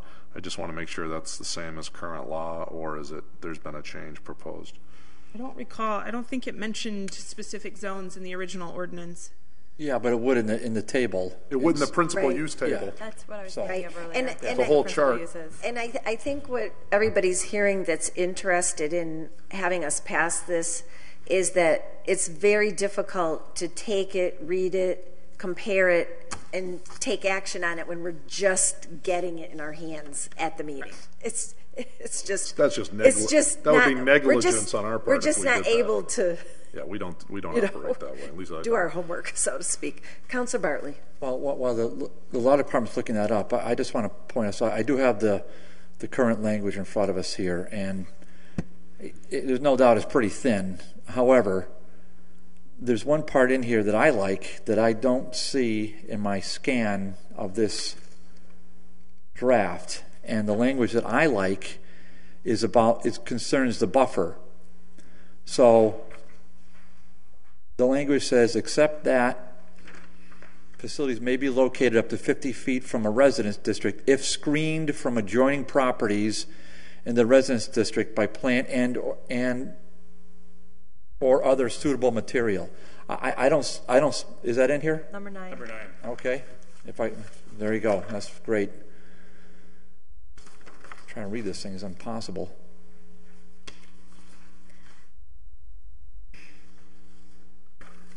Oh, super. And then I have one last question. Well, you have the ordinance pulled up in front of you. You have 7.1.6.3.3. You have the full ordinance. 7.1.6 is all I have. Try to find the rest of it if you want. No, What not about here. these lots 100 by 100? Principal uses is what I want to say. Is there a reason we want to remove those? They wanted to remove those because it was too restrictive. 100 feet by 100 feet? I mean, that's a pretty small lot. Interesting. Okay. Some food for McDonald's is on 2/3 of an acre. You don't realize it, but that's not a very big lot. How many feet is that? An acre is 200 yards by 200 yards, though. That's 600 by 600. Well, an acre is 40,000 square feet, right? Yeah. So I took symbolic math in college, don't get me going. I think it's 47,000 square 100, feet. 100 feet by 100. well, whatever it is, it's in the 40 Postage somewhere, Jim. stamp. I'll That'd be about a quarter acre. A little bit, just a hair over. Drive through on that. No, we'll think about that. I mean, I think this is an improvement myself, but I mean, a lot of this other stuff mean, looks good. Now we've got here, let's see, 50 feet, entrances. I mean, just That whole list of facilities, the 200-foot list, that's all been removed. So, okay. yeah. So, I mean, I'm of the opinion we should continue this till 2 more weeks, but just because we have it in front of us now doesn't mean we have to pass it right now. What's the I'd rush? like to at least read it. Me too. Is that a motion? Yeah, and I think when we look at it in 2 weeks, I think we should. I think the question about the principal uses and if special permit is already allowed in all these different districts, or if we're expanding the districts, is an important one to understand. Right. Well, I'm going to make a motion. We table this and we continue. Hey, just say something before? Councilor McGivern? Because I do appreciate, and I'm not even going to object, I do appreciate the need to get questions answered and to do things the way we're used to doing them. There's an issue here. If anybody noticed, tonight, 2 weeks ago, I went to 2 public hearings on this. The Planning Commission is having their own public hearings now. I get that. I don't have a big problem with that. But the law department's with us here. There was no law department at the other public hearing. The planning board director was at the other hearings, but nobody's here from the planning board. This is where we used to do those joint meetings and why we did those joint meetings. And yes, they were cumbersome, and yes, sometimes maybe more tedious than they had to be. But we were able to get direct answers and be prepared, to move forward in the spirit of, the construction season is going to come quick. And there's a lot of site preparation on this because of that building was the way it was torn down. That is going to have to be done in that lot as they're about to put up 2 brand new buildings, and some wonderfully, proposed landscaping and stuff on the lot that complete eyesore right now. So I understand. I'm just asking if we can push it for the next date and see if we can get this through so we can at least get the next project in front of us. Councilor McGivern, to your point, and I have made this point a number of times, and I'll say it one more time, this committee is perfectly willing to hold joint hearings when the planning board wishes to. Why did he stop? They made an administrative decision to even if we're not having a joint hearing, I think it's more practical. If we should have people from the planning department here. Well, and if they want to help us to understand the things they want us to do, that would be prudent. Yeah. And so I just want that restated because that is the case. Having said that, if the people who had been working on crafting the language had sent it over to those of us who are on the committee before the recommendation of the planning board, and we had had an opportunity to read it, it appears a couple people have, then we could have at least come into the meeting tonight having read it, perhaps looked at the zoning book, and at least not feel like, oh, we're sitting here reading it, and felt like, I would just feel like I'm voting for something I didn't even read if I voted on it tonight.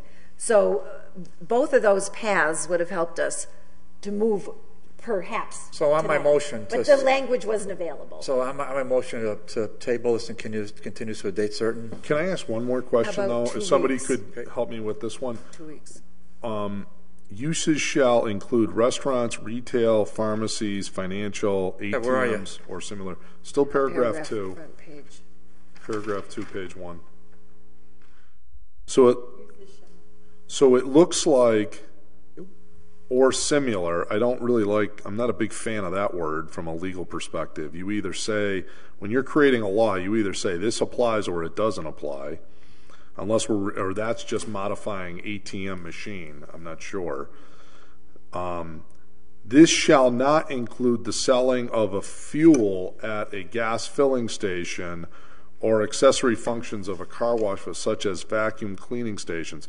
Does that mean those type of facilities, if that exists, cannot apply for a drive-through? It's just the way I understood that is that just means they are, as they exist, they are not drive-throughs, even though cars drive up into them I see for gas. They're not considered drive-throughs? Yeah, they're regulated different, but they're not a drive-through where you drive up to a window and you exchange money for a product. Or you go to a bank and exchange a card to get money back out. Can we get a definition section then? Because that really should be a definition. Because I just read that totally differently. That says to me that if you have that, you can't get up. You can't have a drive-through. That's the way I read that. But I see what you're saying is if you pull up for gas, you stop, get your gas, and drive on. That's not considered a drive-through. It kind of like the other definition, the beginning definitions, is anything you do in your car is a drive-through. It's saying this special permit does not address gas stations and car washes. Okay. Other things do address gas stations and car washes. Okay. All right. Try them car washes. So we have a motion. Motion to table, continue public hearing to 2 weeks from tonight. Aren't we continuing a public hearing? We're in a public hearing, right? Or are we have to receive further information, or are we simply comparing information? So what are we calling that? Recessing the public hearing? Well, we're either continuing the public hearing, or we can close the public hearing. Continue it until 2 weeks. 2 weeks from today. Okay. You want to keep it continued as opposed to close it? No. Yeah, because I would like to get more information. Yeah. Okay, so the motion is to continue the public hearing to 2 weeks from tonight at 6:30. Second. All in favor? Aye. So, and then, Okay, motion to take up agenda item number 4. Do I have a second? Second. All in favor? Aye. Item 4, filed by Council Roman and Jordan, ordered that the City of Holyoke pass a moratorium on the approval of any recreational marijuana retailers, growers, and distributors. Moratorium would expire December 31st, 2018. Motion to approve and put in legal form? Second. language. Oh, great. We do? I don't think on this one. Do we? I think, Crystal, you gave me language, didn't you? Other language, I grabbed that one earlier. Hang on. Is this something? No, that's the other thing. What's in that letter over there? This was related to, this is related to the drive-throughs. Oh, can I have a copy of that? It's pizza. Do you have that one back? No. Give that a read. But hang on, because I've seen that tonight, the marijuana language. Oh, it looks like that? Oh, okay. We have it. Oh, good. And we have it. Okay. Thank you. I'll give it right back. It's just we had about 5 different things. So Crystal provided this to me, but we already had it before us in committee, and we had tabled it. So we're just coming back to this. So the it's section 7-12, interim regulations for recreational marijuana, and the purpose states this section is intended to provide restrictions that will allow the City of Holyoke adequate time to consider new regulations to allow facilities associated with the recreational sale of marijuana to the extent that such facilities are allowed under state laws and regulations. Given that a law permitting the recreational use of marijuana in the Commonwealth of Mass was approved by the voters on November 8, 2016, a restriction on the establishment of such facilities in the City of Holyoke shall provide the opportunity to study their potential impacts on adjacent uses and on general public health, safety, and welfare, and to develop zoning and or other applicable regulations that appropriately address these considerations consistent with statewide regulations and permitting procedures, which are currently being developed, which we all know. Section 7.12.2, exclusion of accessory uses. In no case shall the acquisition, cultivation, possession, processing, transfer and sale, distribution, dispensing, and or administration of marijuana products containing or derived from marijuana or related products be considered an accessory to any use under our existing ordinances. 7.12.3, interim restrictions. The sale of recreational marijuana shall not be permitted in any zoning district in the City of Holyoke so long as 7.12 is in effect. 7.12.4, expiration. This section 7.12 shall be in effect until December 31st, 2017 is on the document, but we should consider. It says 18 on the 2018. 18 was the because point. That is 17 doesn't even mean anything. What was on the agenda. Right. So there's a discrepancy in the date. Or until such time that superseding regulations are adopted which addresses the impacts and operations for the sale of recreational marijuana and related uses, whichever is sooner. Can you read that last line again? Section 7.12 shall be effective until December 31st, 2018, or until such time that superseding regulations are adopted which addresses the impacts and operations for the sale of recreational marijuana and related uses, whichever is sooner. Mm-hmm. So if the state adopts something, then that would trump this. I mean, that's what this says, as far as I understand it. Correct. But I wanted it to also, I appreciate the draft.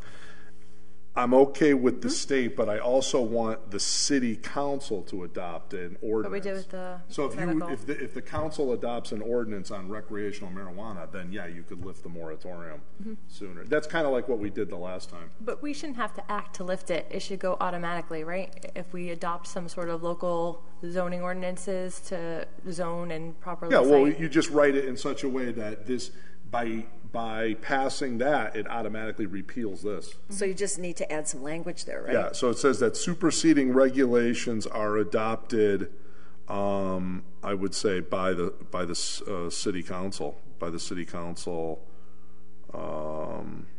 the city of Holyoke. City of Holyoke and the General Court of Massachusetts. So we're going to be looking for them to first, and then I would assume we're going to follow it up by the council passing something on it. And so we'll just have a moratorium until that time, and then it'll automatically repeal.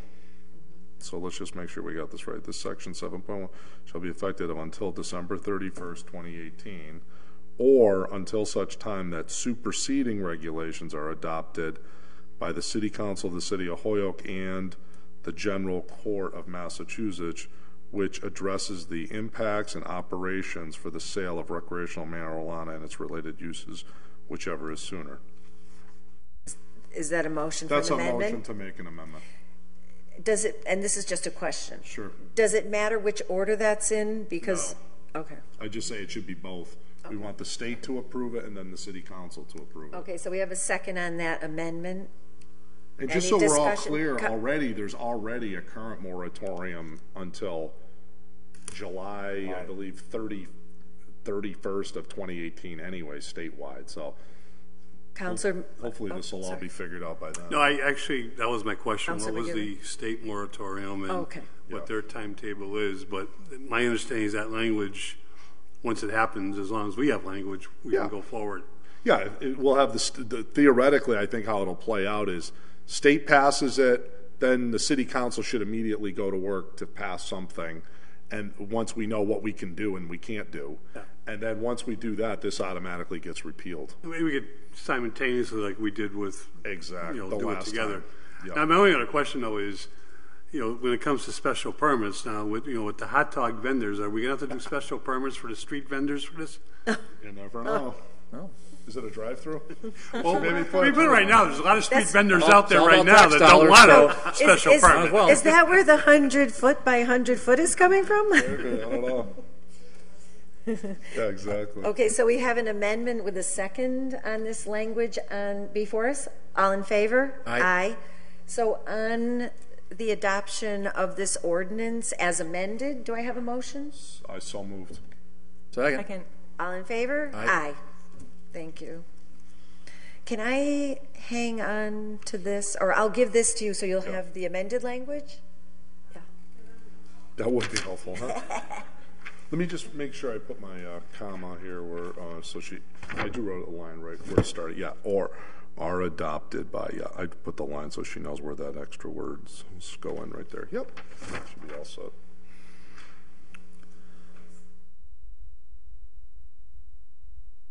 And a motion to take number 5 off the table. Second. All in favor? Aye. Item 5, filed by Councilor Jourdain and Councilor Roman, that an ordinance be created requiring the mayor to submit a balanced budget for the subsequent fiscal year to the City Council by April 30th of each year. Well, we're past that. The mayor's budget proposal for expenses may not exceed the projected revenues for the subsequent fiscal year. The mayor may not use uncertified free cash dollars or unapproved withdrawals from the stabilization fund in his revenue estimate to provide a balanced budget for the subsequent fiscal year. And this is something that's been before the committee before. I ideally would like if we're not going to have him for this fiscal year, so we'll just, call it a day at this point for this fiscal year. But I really think the council in future years, and I won't be here, I'll be here for this budget, but not for the next, really should seriously consider what vis-a-vis the state law we can do on this. For example, I think it would have been helpful to the council to actually have the budget by April 30th this year, as opposed to, literally it's to the point of playing the calendar to get, oh, great, there's 31 days, so we got right to the 45. We'll give the council the budget on May 16th, and that could take it right to June 30th. So, and then the budget takes effect the next day, and, we're trying to, we're trying to do special meetings to do all the votes and everything like this. I think that would be helpful. The other thing is making sure that the estimates are in fact accurate, that the expenses are not exceeding the estimates. The process by which we are filling the gap 6 months after the budget is adopted is not really in the fiscal best interest of the city. I think we would agree. The other thing that I think I'm really dismayed by is we need to, and this isn't just the current mayor, this has been going on for years and years, so I just want to point that out, is we're getting these low ball figures. Let's take school transportation as a for example. The school department says to us very clearly, we need $800,000 more. We don't give it because the mayor didn't put it in the budget. And he says, well, I'll police it and blah, blah, blah, and I'll work with them and da-da-da-da-da. And sure enough, here they are now, $800,000, and we're funding the current budget expenses 10 months after these things have occurred. We've got to do better. We've got to run this thing more professionally than that. We can't be with known expenses and we're not funding known expenses until at the very last moment of the fiscal year. We're better than that, and we need to do a better job than that. The other thing is I also appreciate the fact that going hand in hand with not spending more than what we actually have for projected revenues every year. You know, we can't rely on the fact that in December, what if the council doesn't vote to take something out of stabilization? What if the council doesn't vote to use certified free cash to balance the budget? I just believe the chief executive and the council needs to start the year with a balanced budget. So we gotta work our way through this. Admittedly, there's some state laws that give certain powers to the mayor on the presentment of the budget and things, and we can't, step on those toes. But to the extent that we can make these principles come to pass, I think we really should. And I just think it's best practice. And so my recommendation would be to refer this to the law department to review the relevant state law on these 3 points to see if, in fact, these 3 things could be done or close cousins of these 3 items be done in these 3 sentences. As listed in your order. Correct. Is that a motion? And then, yes, and then they'll give us a recommendation and we'll see what we can do. Okay. Councilor McGivern? Thank you. I agree. I think we all agree with the intent of the order and certainly hope it can work or we can figure out a way how to make it work. And I know Kevin understands as well as anybody the state finance laws and how they work and how it's unfair to the city council the way we're throwing a budget with estimates at the end of the year. We're almost always given our 45-day period, but if you don't get it by April 30th, the next time you get it, unless there's a special meeting, that 45-day period is going into July, which makes no sense at all. But in fairness to the mayor, and whoever the mayor may be, one of the issues is in order for this to work, the state needs to do their job in their own requirements, which I believe their budget is supposed to be passed by April 1st. That hasn't happened in 30 years.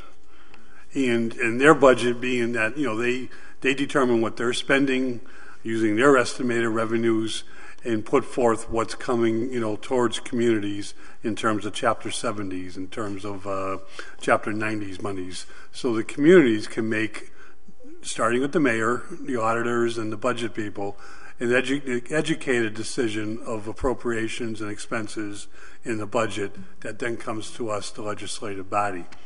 And as much as I agree with the intent, I just hope or if we could put some language that there's some caveat that if the state doesn't do their job in a timely fashion, we're squeezing the mayor, whoever the next mayor is going to be, in the middle.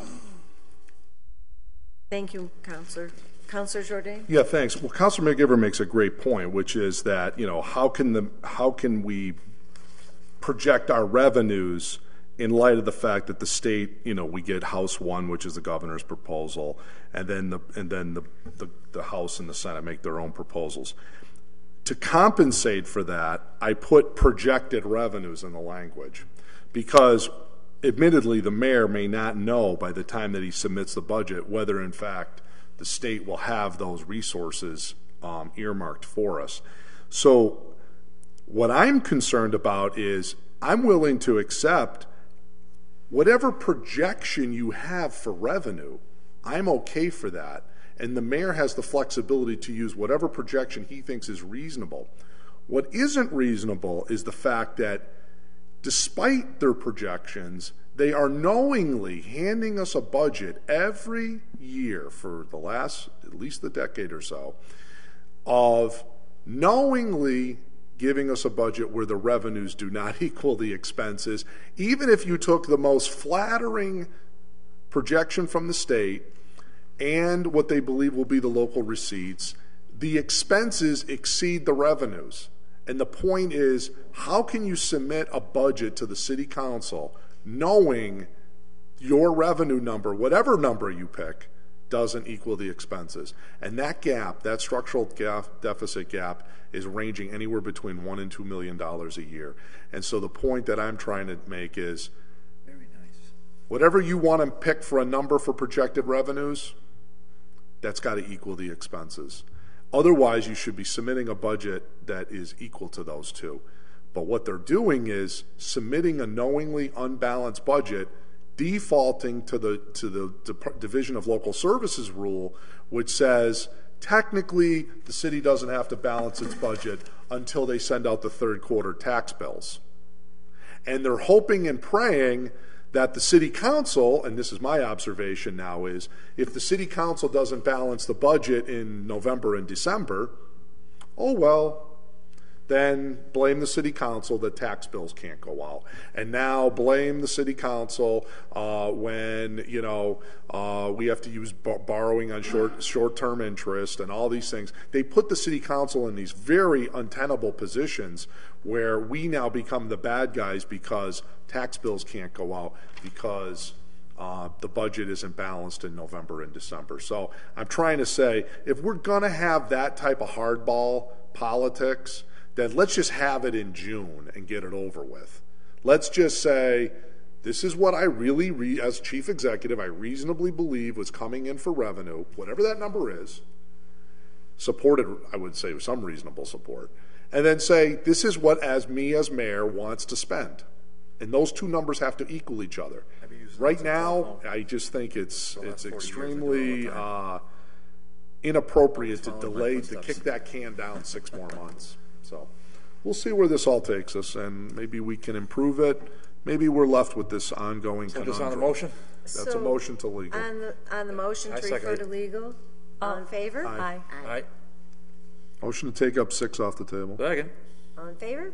Aye. Aye. Item 6, that the Ordinance Committee looks into drafting an ordinance requiring that the city solicitor position be filled within 120 days of a vacancy. Legal department should not be allowed to run by an acting city solicitor forever under this administration. Yeah, I just want to raise a quick point, Madam Chair. Mm-hmm. Yes, Councilor Bartley. Well, I mean, after the admonition I took from the English majors across the way at the last meeting that I said the city council consider, my gosh, I said the city council consider, and the English gurus across the way from me, they had a field day with it. Now look at this. My God, the Ordinance Committee looks into drafting. So we're going to get the same comment when this goes up to City Council? We're going to say it's complied with. That we've looked into it? I just want to thank the chairman of the City Council for his support last Tuesday. I appreciate it. Thank you. Thank you, Councilor Bartley. So I have a question.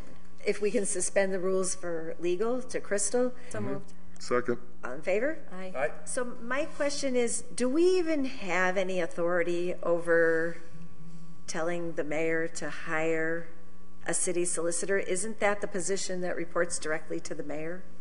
The mayor does have electing powers for that position. So Could we even create an ordinance that made a stipulation of this nature? It's a tricky answer. Well, here's how you could do it. You could really create a conundrum by repealing the section of the law department reorg law that we passed, which says that, I believe it's like the senior whomever automatically becomes the acting city solicitor. We also, by the way, already have an existing law which says that you can't be acting. There's actual state laws on this too. You look at, 4161A, that states you cannot be acting as a department head for greater than 60 days. There is an additional 30-day emergency provision that allows an extension to that. I mean, we have legal opinions on that. We've got acting city solicitors that are just going on and on and on for years. Theoretically, current law, we could nip this in the bud two ways. One is to change the law department reorg ordinance. Point two is we could say enforce the acting department head rule. I mean, that's two ways. That actually, legally, in my opinion, what that would create is just a vacancy in the position. Right. I don't think you could force the mayor to appoint somebody. Right, that was my question. Yeah. But what you would be doing is you'd be creating a vacancy as city solicitor. Right. So we wouldn't be filling it for him. Correct. Which is what we're doing now, in essence. Yeah. And quite frankly, we've had this conundrum in the past where the current charter says that the council must confirm the city solicitor appointment of the mayor. The position serves a conterminous term with the mayor, subject to approval by the city council. And we have actually voted people down for that position. And then the mayor unlawfully proceeded, let me back up. Well, I would assume it's with the consent of the mayor. It had to be because the mayor has to appoint acting. So I'm going to say the former mayor, Sullivan, unlawfully, as was clearly determined by a future legal opinion of the law department, to have appointed somebody for well in excess of 90 days because they could not secure approval of the council. So, having said all that, it looks like we could create a vacancy. But we couldn't require it to be filled. Yeah. Councilor Lisi? No, I'm blanking. It triggered something, and now I'm blanking. Okay. Thank you, I think Crystal. the reason it's being allowed to go on, Madam Chair, for so long is we've basically turned a blind eye to it for a long time. That basically we've said this acting situation, be it Kara or whomever, it's actually worked, Yeah. It sort of has worked itself out. Councilor Lisi? But in some ways, I would imagine we need someone to be acting city solicitor in order to sign documents and move things from court. You should appoint one. It's true, but we can't just grind the wheels of City Hall to a stop because we want to prove a point. Really, the mayor has a duty and an obligation, in my opinion, to fill these positions. I think it's he who's making the point, not us. He has had, quite frankly, a couple of appointments who have not been, shall we say, successful hires, at least certainly in my view, and they have not lasted the test of time, albeit their tenure is extremely brief. And I think he's just sort of shrugged his shoulders and said, I surrender. I don't think he ever intends to ever appoint a city solicitor at this point, and I mean he's expressed that to me privately. So I think it's just sort of now we just sort of live with detente. Kara was doing a good job. Sarah was doing a good job. Crystal will do a good job. I don't know. Who is it? It's Paul. Paul. So I don't know. Will Paul do a good job? I don't know. Paul just started. We'll see. Jury's out on him. He started just a few months after Sarah, though. Yeah, but So what is the pleasure of the committee relative to this order? I mean, I think the question is, what do we want to do about acting? Are we okay with acting city solicitors forever? That's the point. I don't know. That's the question, really. Councilor Lisi? Sure. I think for me, the question about the city solicitor position is really, I feel like we have had unsuccessful hires in the past because we're not offering competitive salaries. So we're not attracting talent. And if we're not attracting talent, like I don't want to force the hand of the mayor, whoever the mayor is, to hire someone within a time frame just because we need to fill the spot if we're not going to get somebody who's quality and going to last for the city. Because every time we hire and then lose someone, and then hire and then lose someone, it could cost up to $45,000. And well, but I mean, it is a situation. I mean, we're putting ourselves in this situation over and over again because we're not attracting the talent that we need for the positions. And I think that the legal department is one that's particularly salient because we need those documents signed, right? But I see this happening in a number of departments. I mean, we left the auditor's position unfilled for a number of time with an acting auditor. I mean, DPW also for many years. You know, acting DPW superintendent. 20 years. Because of the residency issue. That was a different reason, though. But yeah, and I don't know. That's. I mean, to me, it's all part of a larger problem that. We could look at this and, you know, have a discussion about the legal department, but I think that it's a much more systemic issue than just the legal department and the acting position there. It's a fair point. I mean, maybe, but we I have will also say had we had Lisa Ball, we had very wanted to stay. qualified Let's just for the city record, solicitor. Yeah, we had in Lisa. her. Right, Lisa Ball was a very good city That was solicitor my who wanted to next stay, comment. and the mayor didn't want her to stay, Right. and so that job, you know, he took a serious downgrade from letting Lisa Ball go. Right. And that wasn't about the money. No. I think I'm sure she's making more money now. I'm sure she is, but she was willing to serve the city. But to your point, we've also kicked around the idea about a part-time city solicitor, you know, somebody who's out there in private practice who would be willing to do this for, you know, $30,000. That's how it used to be. Only source of, that's how the position used to be. Yeah. Years ago, and they'd have a part-time person who had, a lot of experience and blah blah blah to kind of come in and help lead the team in that regard. There's nothing in our laws that preclude that, is there? No. So that's really at the way the it used to be discretion for of years. the mayor. Yeah. I think in that case. I agree. And so maybe what we do is table this, and then we have to look at addressing the other points, or we could let this one go and look at the other issue. But I think the question all boils down to, are we comfortable with the situation as it is right now, which is, acting, and I got to be honest, you got some folks that don't have a heck of a lot of experience running the department right now. I mean, with the city, not overall legal experience. I don't want to get into that and opine, but the reality is you've got the greenest group in the law department we have ever had is right now. Kara was the veteran of the squad. Sarah was number 2, and without them, it's green on municipal right now. I'm sure everybody's very competent. I'm not questioning that, but we've had some veterans in that office for years and years and years, and I'm just making an observation. That's all. I don't think it's all about the money, though. But anyway, what is the pleasure of the committee on this? Do you want to table it? I would say, for me, that this angle is probably a dead end, and I would encourage the maker to explore. You want to say complied with? It says look into. I'll second that because of the fact that I think we can approach this from a different angle.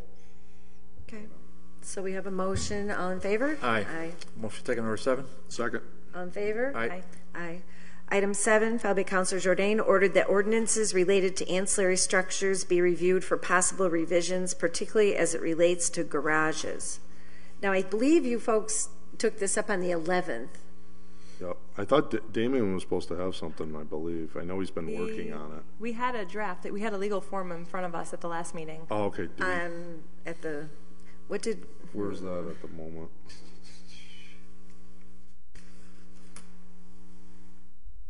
Why did we keep it in the jacket? Hang on a second. I'm trying to remember why we didn't move it. I actually don't think we had it on the 11th. I think we had it on the meeting prior because the other meeting was... The email from Damien on the 11th was, I'm unable to attend. And then he provided us with some information. I think we're supposed to get a legal form. Yeah, I don't think we have legal form yet. No, because it would be here in the jacket. And then he, let's see here. We've been waiting on that because at first he was jammed up. Yep. And so we waited a long time. And then we've been following up. I write notes on it says right here, tabled for building commissioner to provide language. We have the language that he provided. He provided language. He wrote us a long letter. Hang on. A letter or language? I think that there was a letter that had specific language in it related to the ordinances that it would be affected. So can we ask him to send that to the law department to draft into... Did that get taken up on the 11th? I don't think that it No, did. he wasn't here on the 11th. It's right here. His email says right here, I cannot attend. Okay, so... But he hasn't been here since. No. He came in early on in the process at one of the meetings, and we talked about it, and then he said, well, let me do some more research, at which point he did, and he gave his comments, which I believe which is what he submitted on the 11th. But, yeah. So it's not that we haven't had any feedback. We just don't he's worked on it. Yeah, he's worked on it. I think that's all. It's not that we haven't gotten any information. I just think we need to get what his feedback was into to the law department. Well, let me see. I could track down. I may have. How about this? If I make a motion to refer item 7 to the law department for a review with the building commissioner, and then for legal form. And then come back to us for our next meeting with legal form. With legal form. Sounds good to me. Second. Okay. All in favor? Aye. Motion to remove item number 8 from the table. Second. All in favor? Aye. Item 8, ordered that the City of Holyoke amend its zoning laws and establish a permit for seasonal amusements. Now, this became an issue with one of the parks and one of the groups that had some activities going on that I guess went on for quite a long time. And he wasn't aware of it or how it came about. This was something. about the yes, the haunted house. Oh, right. Oh, it wasn't about an amusement? No, and then I think somebody else came along and said that's going to interfere with our business in a big way, because how do you define temporary and seasonal? And I don't recall who it was that came forward to make those claims. Okay. But so anyway, he's not here, so a motion to table would be in order, and he can explain it. Yeah. Second. But Joe's right, and it was about the haunted house thing. Oh, so do you think then it's resolved? I was kind of looking for a definition of seasonal. You got merry-go-round. Yes. Seasonal, but right. they follow this. Can't look at bowling. Do they follow? Right. I think we need to table it to understand what he's looking for, because I don't. He told me briefly once, but it was. It's it's about the haunted house. I think it's an issue of allowing it, but not allowing it so that they could be a haunted house all year long type of thing, and that they had to have certain requirements that they had to follow like others. I believe that's where he was going with it, but I think we should table it. Okay. Is that a motion? Yes. Oh, all in favor? All right. Motion to take 9 off the table. Second. All in favor? Aye.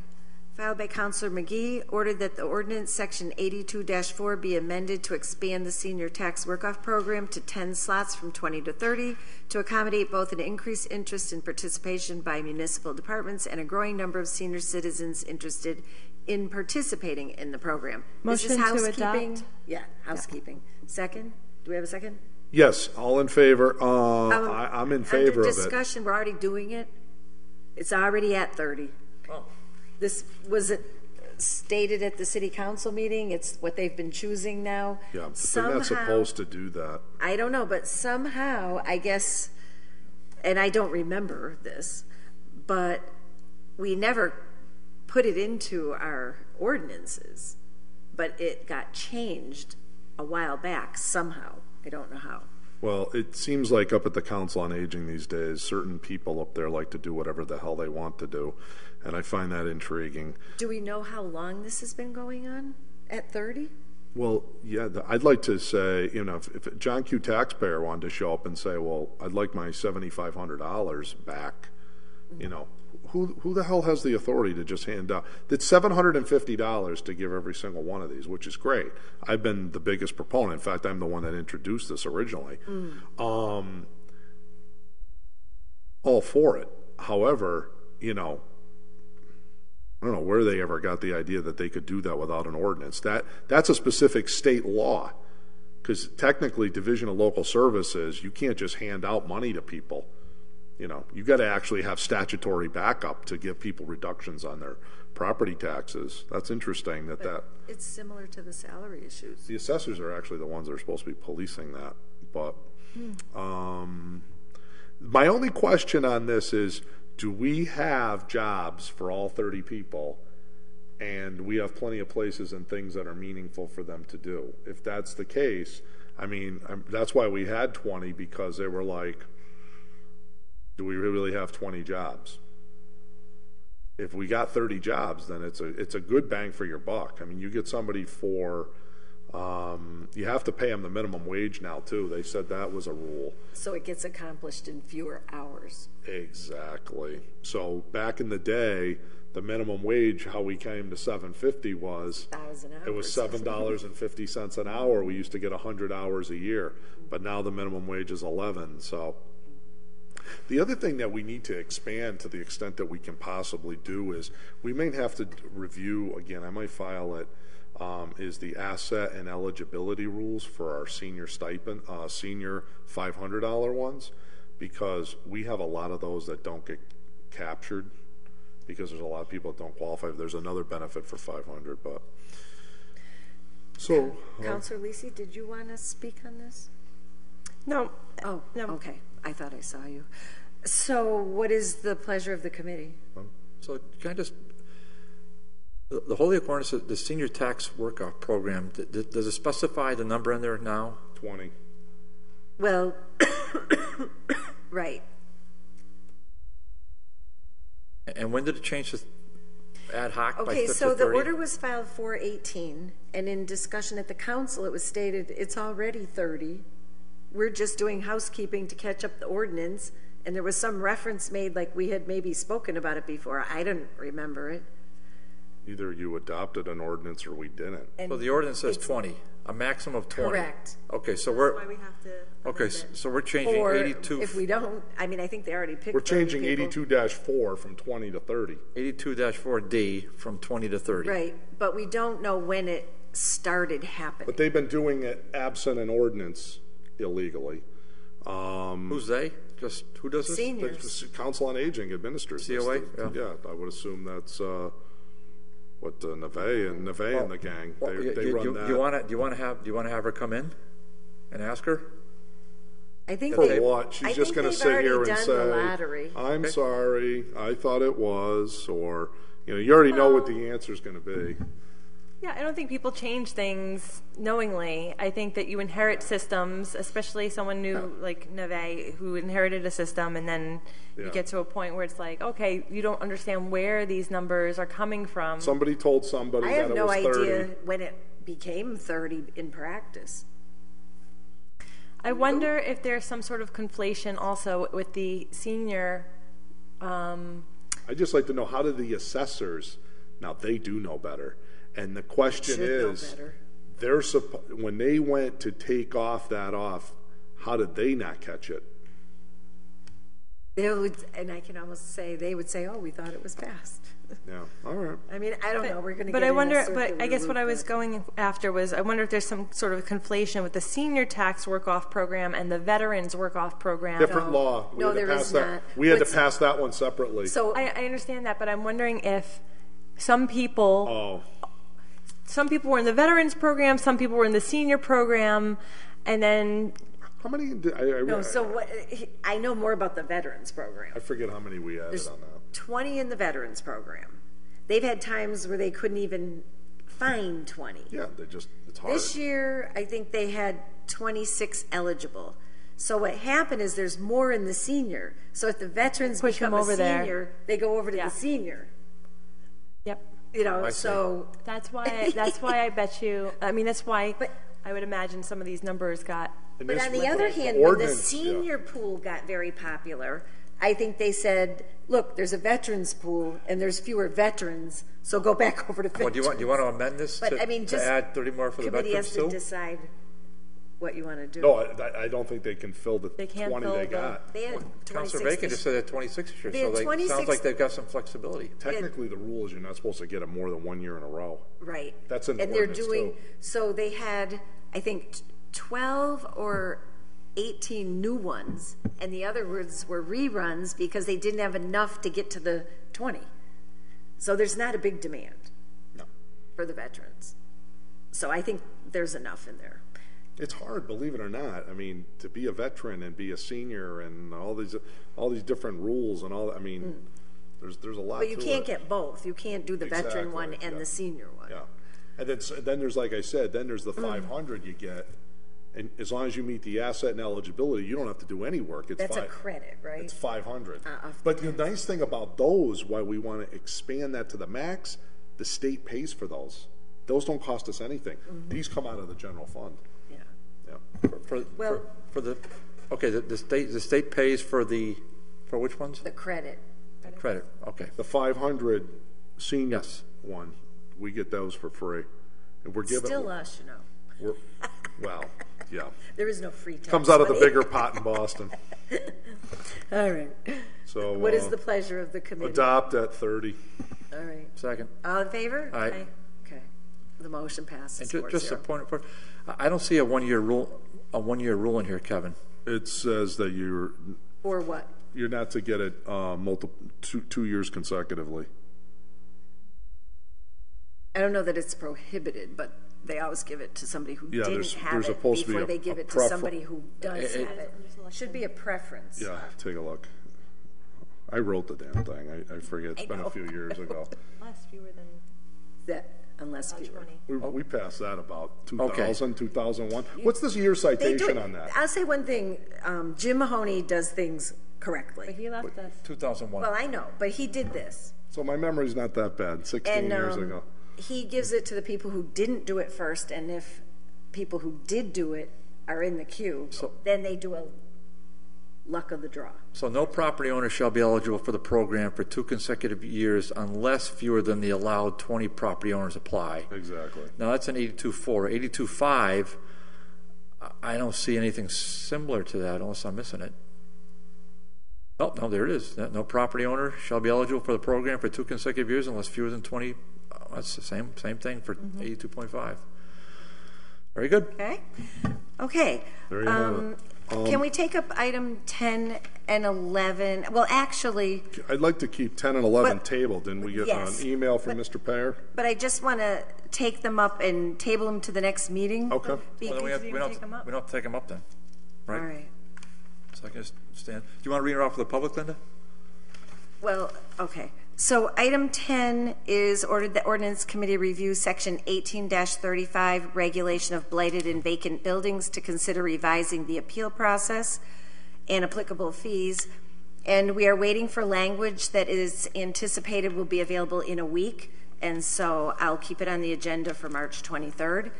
And item 11, order that the City Council consider amending section respect to vacant building fee charge, that we consider suspending the fee if the owner has an open and valid building permit on said vacant property and work is actively taking place, or if a new owner purchases a vacant property. So I'll keep those on for March 23rd. because language is almost ready. Pardon? I mean May, yes. Going back March, in time. yeah, time Going machine. back in time. Feels like March. Okay. All right, so we've dealt with 12, 13, 14, and 15. Motion to take up number 16. Second. All in favor? Aye. Okay, this order that the vendor permit ordinance be amended to specifically address the process for obtaining the permit, which department will issue the permits, how to track and maintain information on such vendor supporters. Currently, a vendor was fingerprinted as part of the vendor permit process and was sent to several departments to obtain the permit, and no one had any idea of the permit, thus the need for process.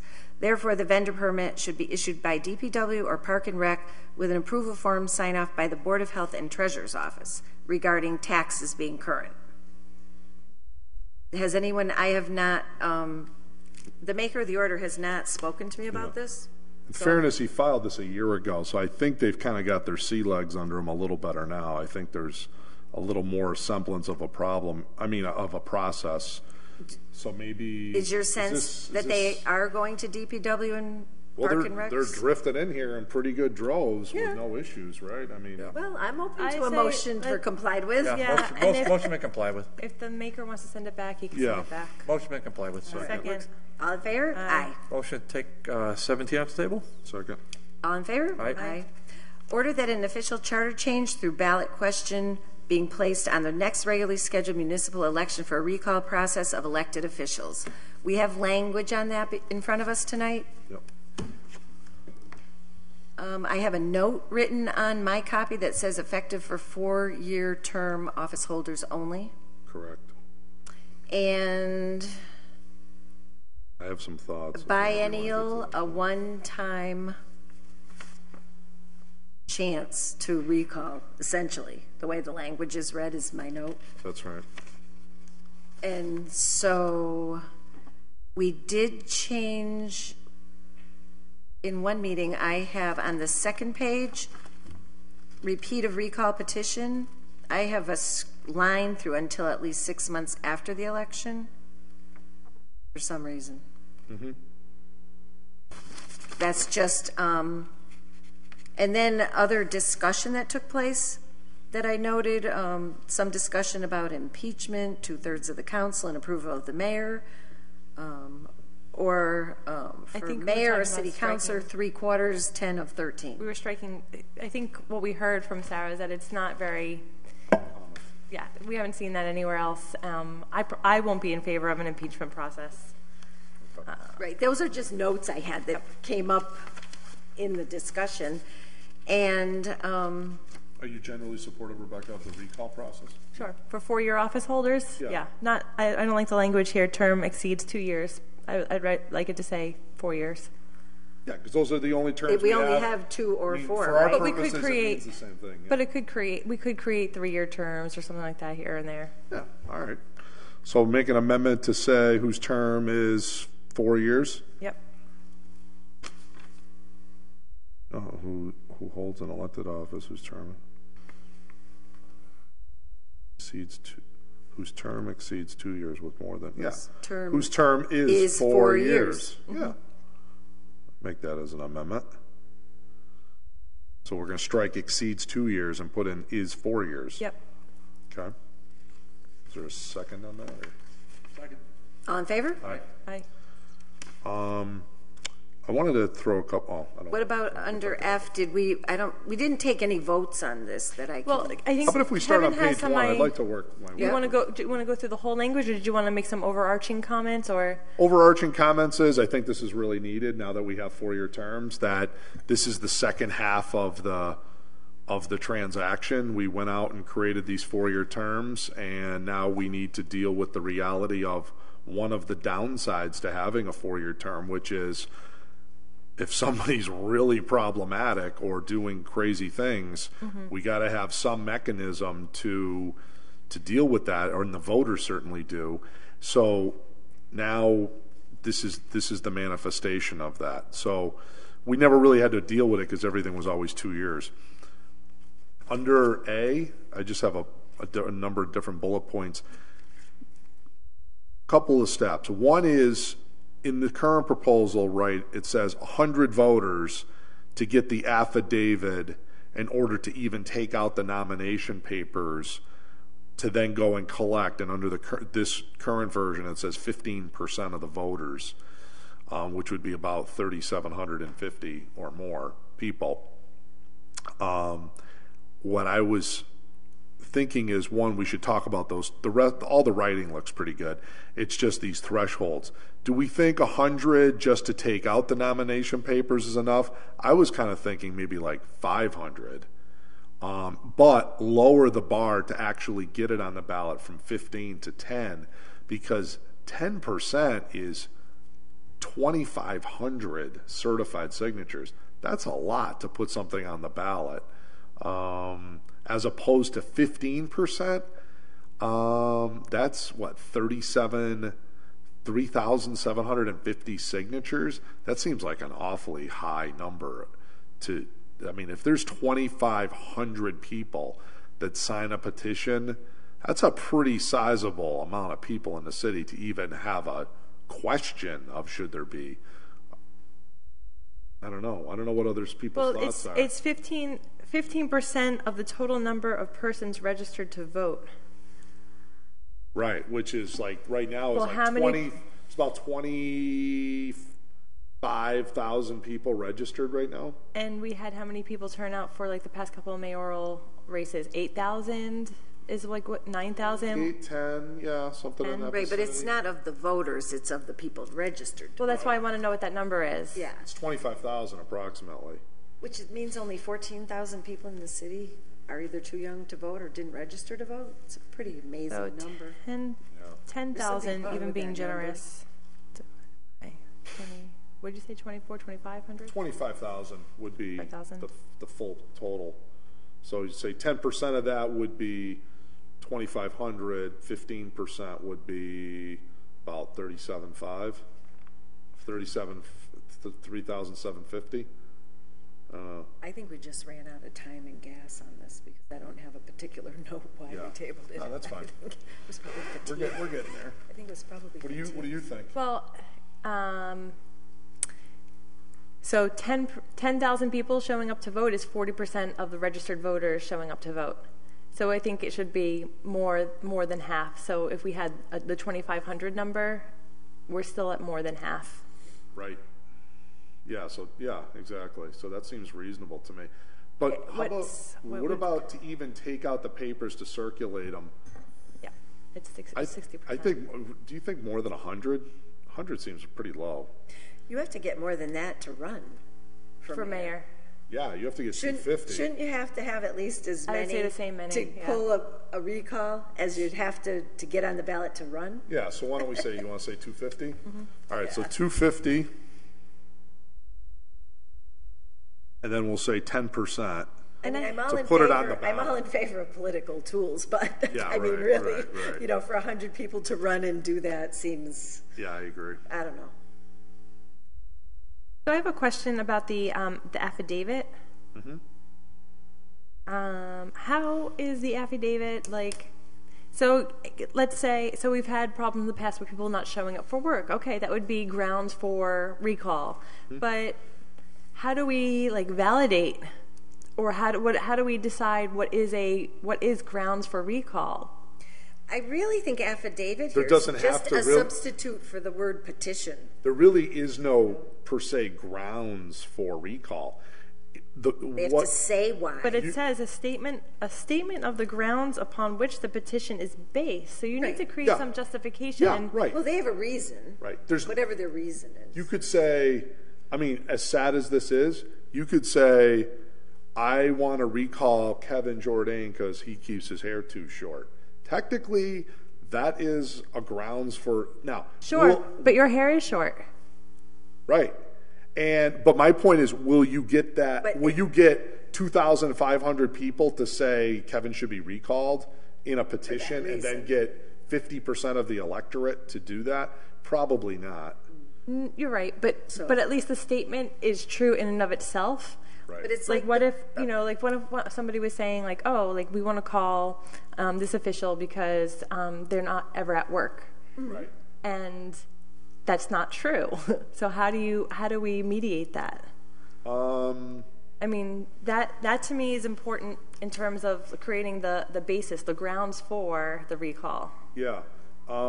I think it's going to be incumbent on the recall movement to convince the people of the city to approve it. It's not really going to be for us to be the investigatory panel on whether their claims are meritorious or not. At the end of the day, it's going to be, do the people vote to do that or not? Well, and the thing is, too, in this town, city, by the time 50 people signed a petition, the person being petitioned would be aware of it, would also be able to... Well, I'm sure it'll be they'd be in the press and everything else. Information out relative to the grounds, I'm sure. I mean, I see this as being used extremely rarely, and I would see this would have been used in the circumstance of our treasurer when he took a full-time job. That's a possibility. If the timing had been available, that or would be... Or the treasurer before him. That would have been a circumstance under which I could have seen it used, and so with the person who really was generally known to be a no-show prior to the other treasurer. Yep. I mean, the one that But I don't know. but I think the whole reason why we had that situation was because there weren't people willing to come forward and sign something like this, and so now I'm second guessing the 10% threshold, and maybe it should be a little bit steeper than 10%. I just think that the reality is 2,500 signatures certified. That is a lot of signatures. And that doesn't get them anything more than just to put the question on the ballot. Yeah. That doesn't mean it happens. That just means we're actually even going to vote on it. Mm-hmm. I mean, that's a lot of people. I mean, that's... Well, and here's the thing. We put things on the ballot that I was totally opposed to with a vote of 15 people. Well, right. Well, 8? How about 8? You know, I mean, granted, we're elected, but we've put things on the ballot with 8 votes on this council. Right. Yeah. Right. Out of 15 people. We're, representative of how many people apiece, Right. But again, 7. This is the at-large councilors are representative of 40,000 people. That's the weight that we carry. Mm-hmm. The wards are representative of 8,000 people. So, right. But the votes are the same. Yes, exactly. And so, the weight of your vote is one way and then the other way. Right. Right. In theory, that's true. Let's leave it at that. Yeah. So we've changed 100 to 250, and we're on 15. Do we want to leave it at 15 or change it to 10? I guess are the two we've been tossing around. I don't know. Dave, do you have an opinion? I mean, I could be persuaded different ways, but I think 10 is enough. 10 seems like The only reason I would say that 10 is that that's a significant number, but also I'm trying to think about the burden on the clerks. Yeah. Having to validate them all. I mean, bad enough to have 10%, to have 15, just 50% more. That's you don't want to make that's a pretty big burden on the clerk's office. And that's a pretty big burden on, to have to go out and collect 3,750 signatures in a city, that is unheard of for anything. It would be almost like don't bother having it. That's the point. I don't want to create it so steep. You know what I mean? If it's want it steep. You want it steep, but you don't want it impossible either. Yeah. Okay. Yeah. All right. I'll make a motion to 10 Okay. instead of the 15. All in favor? All right. And on the recall petition, so the way this is structured is if they don't resign within 5 days, I was thinking 14. I was going to recommend that. So the first step is this petition is going to the ballot. They got the 2,500 signatures. Now the elected official is given sort of this out to say, do you really want to go through this process? They're going to say, yeah, to hell with you. Yeah, absolutely. I'm going through this. Mm-hmm. They have an opportunity to make up their mind. This says 5 days. If it doesn't, then the council has to create this election. I was thinking more than 5 days to make up their mind. But what if they run out of time? There's only a small window that this can happen in anyway. So maybe if keep you make it to all 5. the windows too big, then there's no opportunity. What I was going to say is, do we want to have this contemplates an election within 65 to 90 days after the certificate, that means we could have votes any time of the year. I was kind of thinking at actual November elections that we would do it. Yeah. What do you think? I think It would that also sounds- would max. In fairness to the elected official, I would want to have a big turnout Well, here's what as opposed to The special election. some the election in super voters, April. Yeah. Some election in April where you've got a small turnout, and then you get popped out of office because 4,000 people showed up. Well, now what this language is saying is if another city election is to occur between 65 and 90 days after the date of the certificate, that it would happen Then, in coordination with it. But if what if it your isn't- election isn't until November and it's in January that the people, whatever happens, happens? then they have to wait till November. Yeah. That's a long wait. Yeah, well, I just think that And then, so there would be in 4 years only one opportunity to recall the person? no, because we have an election every year. Yeah. It could be even at the state But election. didn't we create a window that it couldn't happen before such a time and it couldn't happen after such a It time? can't happen within the last 12 months. The So last 12 months, you because can't- you're going to be out of office in anyways. 3 months anyhow. By the Is time that the only limitation? Yeah, Is but- the last 12 The months? last There was 12 months. nothing about the first? First 6 months. Okay, so, But that couldn't happen anyways, because if we make it municipal election in November, right, but I'm just saying it basically limits them to 2 opportunities. 3. in a Because you could do the 3. first November, you could do the second November, Or you the could do third the third November. November. You can't do the 4th November because they're going to be out of office within 3 months of Exactly. that election anyhow. exactly. So I would like to change this language. Yeah, I would like it if the law department could, Crystal, if you could have this read that it would be only at the November elections of any year. But did you want to change the 5 to 14? Do you want to do 14 or 10? 10's fine. 10? Yeah. Okay, amend 5 to 10. Is that a motion? Yes. Second? Second. All in favor? Aye. Okay, 5 is 10. And then amend this middle language. There's just a lot there. That should all be deleted. And It just needs to say only the Elections recall will elections will only will- happen in the November elections of any year, except the You might as well last- say the first, second, or third year of the term. the first, second, or third November of the term. City Yep, Council okay. shall order an election to be held at the regular, City election, well, one city, one state. city or state election to be Regular held city, in November. state election in November. So that would be the first, second, or third November. Yep. Is that a motion? Yep, that's a motion. Is there a second?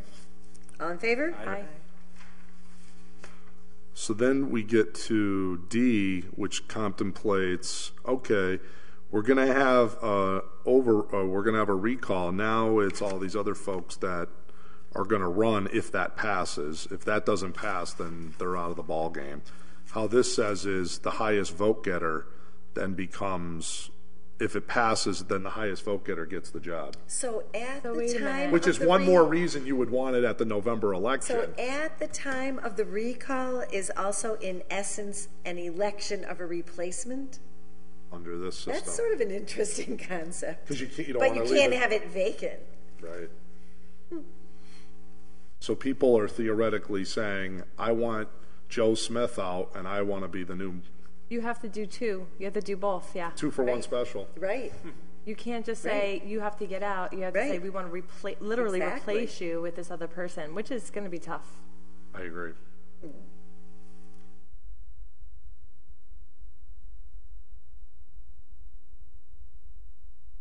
What I happens? wanted- Wait. What happens if we don't have people putting their name on the ballot for the replacement? We need to have something there, I think. There is. It says an officer whose recall may not be a candidate. Nomination of candidates, the publication of a warrant for the recall, the conduct of the same, in accordance with the provisions of other laws related to elections. So it's going to default back to the same nomination rules if you were running for mayor or city clerk or city treasurer. So you'd have to have 250 signatures. Exactly. Or to be on the ballot. Exactly. But what I'm saying is, what if we get the recall petition passed to remove someone, but we don't have somebody nobody ran for it? To get the 250 required. Then the law says it's vacant. Then the clerk would be the mayor. Yeah, because it's acting mayor. No, that's not true. No. President of the city council becomes the mayor. Really? Oh. Vacant position is mayor. Vacant is different from absent. When Alex travels to Ireland, he appoints under the charter the treasurer or the clerk to be the acting That's mayor. because he's absent. It's not vacant. Correct. Gotcha. When the position is vacant, he says, I resign to go to be whatever. Right now, Kevin would become mayor. Okay. So if nobody runs, then the council president and this is contemplated is the mayor. here. This says right here. It says, all right. If, okay, hold on. We had it in here. But this could be interesting. You could have a mayor elected with although you have a reasonable amount of turnout every election. Similar. If the officer is recalled in the election, he shall be deemed removed from qualification of his successor, who shall hold office during the unexpired term. If the successor fails to qualify within 5 days after receiving notification of his election, the incumbent shall therefore be deemed removed and the office vacant. Okay. Yeah. And then, so that's clear. So what does qualify mean in this case then? For example, say somebody in. turned out to be Mr. Smith ran, but he lives in Chicopee. Or something crazy. Or he ran and he won and he didn't go get sworn in. Or in. he refuses to take the job, says, you know what, on second thought, I don't want to do it. Any of the other reasons we have right now where you don't, or dies in office, dies before he takes the oath, any of the reasons now. So then 6 months on F. Okay, so we crossed off until at least 6 months and just said until after the election. But I don't think we voted on it. I think, for some reason I crossed that off. I would think that. So you're subjected to recall. Do you really think we should have more than one recall per term? I think it should be a one-shot deal, don't you? Yep. You can't keep on subject. I mean, how much of a distraction is it in terms of like governance if we're going to just be constant recalls every year? Yeah. So I would be in favor of. So F would read, no recall petition shall be filed against an officer within 6 months after he takes, or in the case of an officer subjected to a recall. Election and not recalled. Until after the election, which is after the conclusion of that term. Until completion of the term. Until the completion of that term. So if they want to start it in the second term, or her term, then they could do that.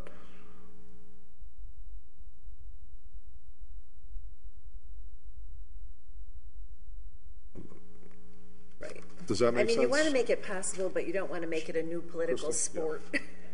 Yeah, you don't, once every 4 years, take a shot at somebody on a recall. But to just keep coming and coming and coming every year, come on. Yeah. If the people upheld the person, then. You want this to be if there is some egregious situation. And if the public apparently is happy with, re-electing person F, then. If I'm the mayor and I'm phoning in from Hawaii for all of my duties, and the public says, yeah, you know what, that's okay. Then, who are we to judge? Right? Okay. All right. So the rest of it looks pretty else? straightforward, I think. Yeah. Okay. All right. So before us, we have a document now. We have amended it to strictly state that it is related to people serving 4-year terms only. that 250 voters would be required to file with the city clerk to seek a recall. Upon filing that, then at least 10% of the total number of persons registered to vote would need to sign a petition for it to actually appear on the ballot. If the recall petition is successful, the 4-year officer would, if they do not resign the office in 10 days following the recall petition, then the city council shall order an election to be held in November, as the normal voting sequence is. Yep. Beyond that, the edit is that under F, in the case of an officer subjected to a recall election and not recalled thereby, until the completion of that term, would they be able to be petitioned for recall again? Yep. So Everybody agrees those are the amendments? So is there a motion on the amended document? To adopt and send to legal. Yep. Second. All in favor? Aye. Aye. Oh, good job. That's a big one. I think that's it for me tonight. I'm going to make a motion to table 18 till the next meeting, Okay. so we can just May leave. 23rd. We won't even, we'll just, Yeah, we'll just bring it up, discuss it in a couple of weeks. And then, Councilor Bartley, do you want to discuss 19? what is your pleasure on item 19? We can discuss it. I'd like to take it up. Okay. Okay, make a motion to remove it from the table. Second. All in favor? Aye. Filed by Councilor Bartley, that the City Council consider amending the city ordinances or asking the state delegation to amend state law to require that city officials, for example, department heads, provide official notice to ward councilors, at least, when any public notice is sent to abutters in the ward councilor's jurisdiction. I would suggest that when a councilor has an email account, a PDF copy would be sufficient to comply so as not to add to an applicant's expense. Notice requirements would apply to zone changes, special permits, license board laws, for example, but not be limited to them. And I'd add in DPW hearings. Sure. Councilor Bartley. So just under discussion, I'd like to, I don't know whether we can do this at a local level or whether we need a home rule petition. So I had a brief offline discussion with Crystal before the meeting started. FYI, these meetings start at 6:30, just FYI. And an airplane joke. We were late. So, 15, so we're hopeful. We're hopeful that we can get some feedback as to what the process and procedure is. I think is pretty straightforward why I want this, because zone changes are, and the notice is only given to abutters within 300 feet, and quite often these things impact more than them. So I thought it would at least be helpful to have the political person in the ward, and maybe others, maybe all city councilors, but I want at least the ward councilor to be given the same notice as an abutter would receive per the current state law. So that's as straightforward as I can get it. We already have a current ordinance that speaks to certain notification requirements from department heads now to city councilors relative to their agendas. If you notice, the reason you get agendas in the mail now for all these various commissions and things of this nature is we passed an ordinance that put that duty on them. I would suggest that after that section, either as another section in that or as a separate one in that grouping, that we add this language that says, in the event, because it looks like you're looking to create a notice duty on this department heads to provide you certain notices of these petitions, that upon such and such amount of days you will be provided with this notice. And I think it's already by ordinance, these notice requirement rules of department heads to councilors. So I would say just added in the list. Counselor Lisi? I was going to say something similar, that I think that it's a policy change, not an ordinance change so much, but a policy change. And if the clerk's office is doing the notification to abutters, No, I don't want a policy change. I want an ordinance change, or I want something so affirmative duty. I don't want just a policy saying, well, we just didn't send it out there because we just Right, didn't but get do you it. mean it from the point of view it doesn't require a home rule petition? No, I think it can be a local Oh, fine, but I want issue. to. I want to think put an that's ordinance. what she meant, though. Yeah. We could do it with ordinance form if we have this ordinance language there already. We need to just amend it. Great. All right. You can totally do this right by And ordinance. I think it needs to be very limited because it's only the clerk that's sending out those notifications. So. Okay. So in the event, just because this just came up, though, in the event of a DPW hearing, because this was a big deal about, that Appermont Highway I'm talking about all the time? Yep. Well, I found out there was a hearing on Appermont Highway at DPW like a month and a half ago. And the 10 people who keep calling me about it didn't know anything about it because probably the notice went to the guy on the corner and the business across the way. So I'm warm to this idea. Okay, and so so if we can do it that easily, let's. So what you're saying is any abutter notice in your ward, you want to get a copy of it. Correct. That would Period. be nice. Easy enough. Create an ordinance, says clerk shall. She sends them out. They get the list. Sometimes, though, I will say planning, I think, does some of them, Planning too. generates the list. And planning sends they out give it to the notification. clerk? Yeah. Okay. How about Ryan? How about Ryan when he gets the list from the assessors? Doesn't Ryan send He out? doesn't get all the notices. Ryan's got some role in there. But he doesn't sometimes, get but- all the notices of abutters, I don't think. So I thought it was just more than Brenna, but She's the only one that's sending it out. Yeah, actually mailing it.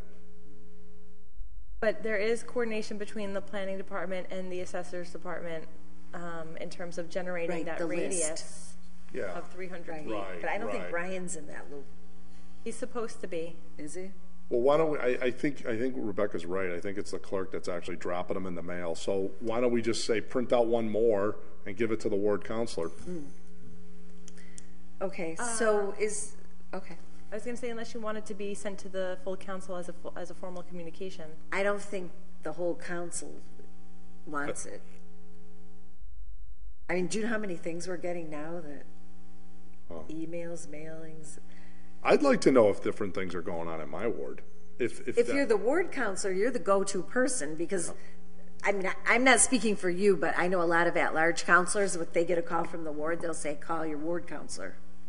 No, it's definitely often the case because it's like a local issue. And yeah. So I think it should always be the ward counselor to Counselor Bartley's order, but it wouldn't be wrong to let everybody else know if it's not hard, I guess. So like right? I just got a call about the or email. the battery. What is it? So Mount Tom wants to put in a battery storage unit. Yep. On the solar field over there, and people started calling me about it because I'm very local to that neighborhood, right? And I didn't know anything about it because I didn't get the notification. I'm not within the 300 feet. About it either. I didn't know anything about it either. I had to call the chairman to find out what is this about. And that's a little annoying because people are like, "How come you didn't tell me there was a hearing?" Well, I didn't know there was a hearing. I know. You know. Yeah. So I like this order. So can we? I'd like to receive, make a adopt it, motion? refer it to the law department to draft into legal form, which basically is going to be that ward counselors receive any abutter notice. And then maybe we could discuss on the floor if it should be the full council. Okay. Yeah. I mean, if you really want to make it all counselors, I mean, everyone, that's I mean, fine. it's not wrong. You want to make it everyone? I'd rather. We could just do it right now. If you really think Yeah, that's we should important. just do it. I don't want to have mail coming to me. I want the communication. Yeah, an email is fine. I don't want the hard copy of No, I mean, it's notification. like- All right. Then by email or first-class mail, all counselors. Notification ordinance, email. The only problem is we got to make sure, do you think if I am in Ward 1, I want to know about the battery recharge at such and such. Well, whatever. Email is easy to look at and see if it's, pertinent to like your Area. Okay. All right, so that's my motion. Is there Send a it all second? counselors, all abutter notices. Yeah, so long as it doesn't. Email or first class. And do you have a reference for the city solicitor? Do you recall? And it goes with? Oh, I'm sorry, I don't have the specific, but if you look at the ordinance, that's of agendas. That's the one. I'd like it under 2. But add it as another one under 2. We have to have a public hearing. If you would, yeah. Perfect. So all in favor? Aye. Aye. You were an aye, right, Rebecca? Okay. And then I wanted to mention, Councilor Sullivan has something to do with a signage ordinance. I was mentioned there was something to do about facilities. I think that's coming up at the next meeting. A certain hospital, that's not mine, was inquiring about that. RE, the new ER, and they were just wondering when is that coming up. Oh, is that what that's So, about? so anticipate a He's phone. always so coy when he files these orders. So It's like the number, and you have to figure out Anticipate a which phone call. ordinance it is. I gave him your name. Hang on a second. Because I've already roughed out the 23rd. So we got a lot done here tonight, guys. We did. That was good. Hang on. Oh, yeah. See, I'm trying to get ahead of She's still this. talking, that's why. Are we ready to adjourn, or? Hang on, I'm Oh, looking. you want, okay. All right, we can adjourn. And then I'll Make a look. motion to adjourn. Second. All in favor? Aye. Aye. Okay.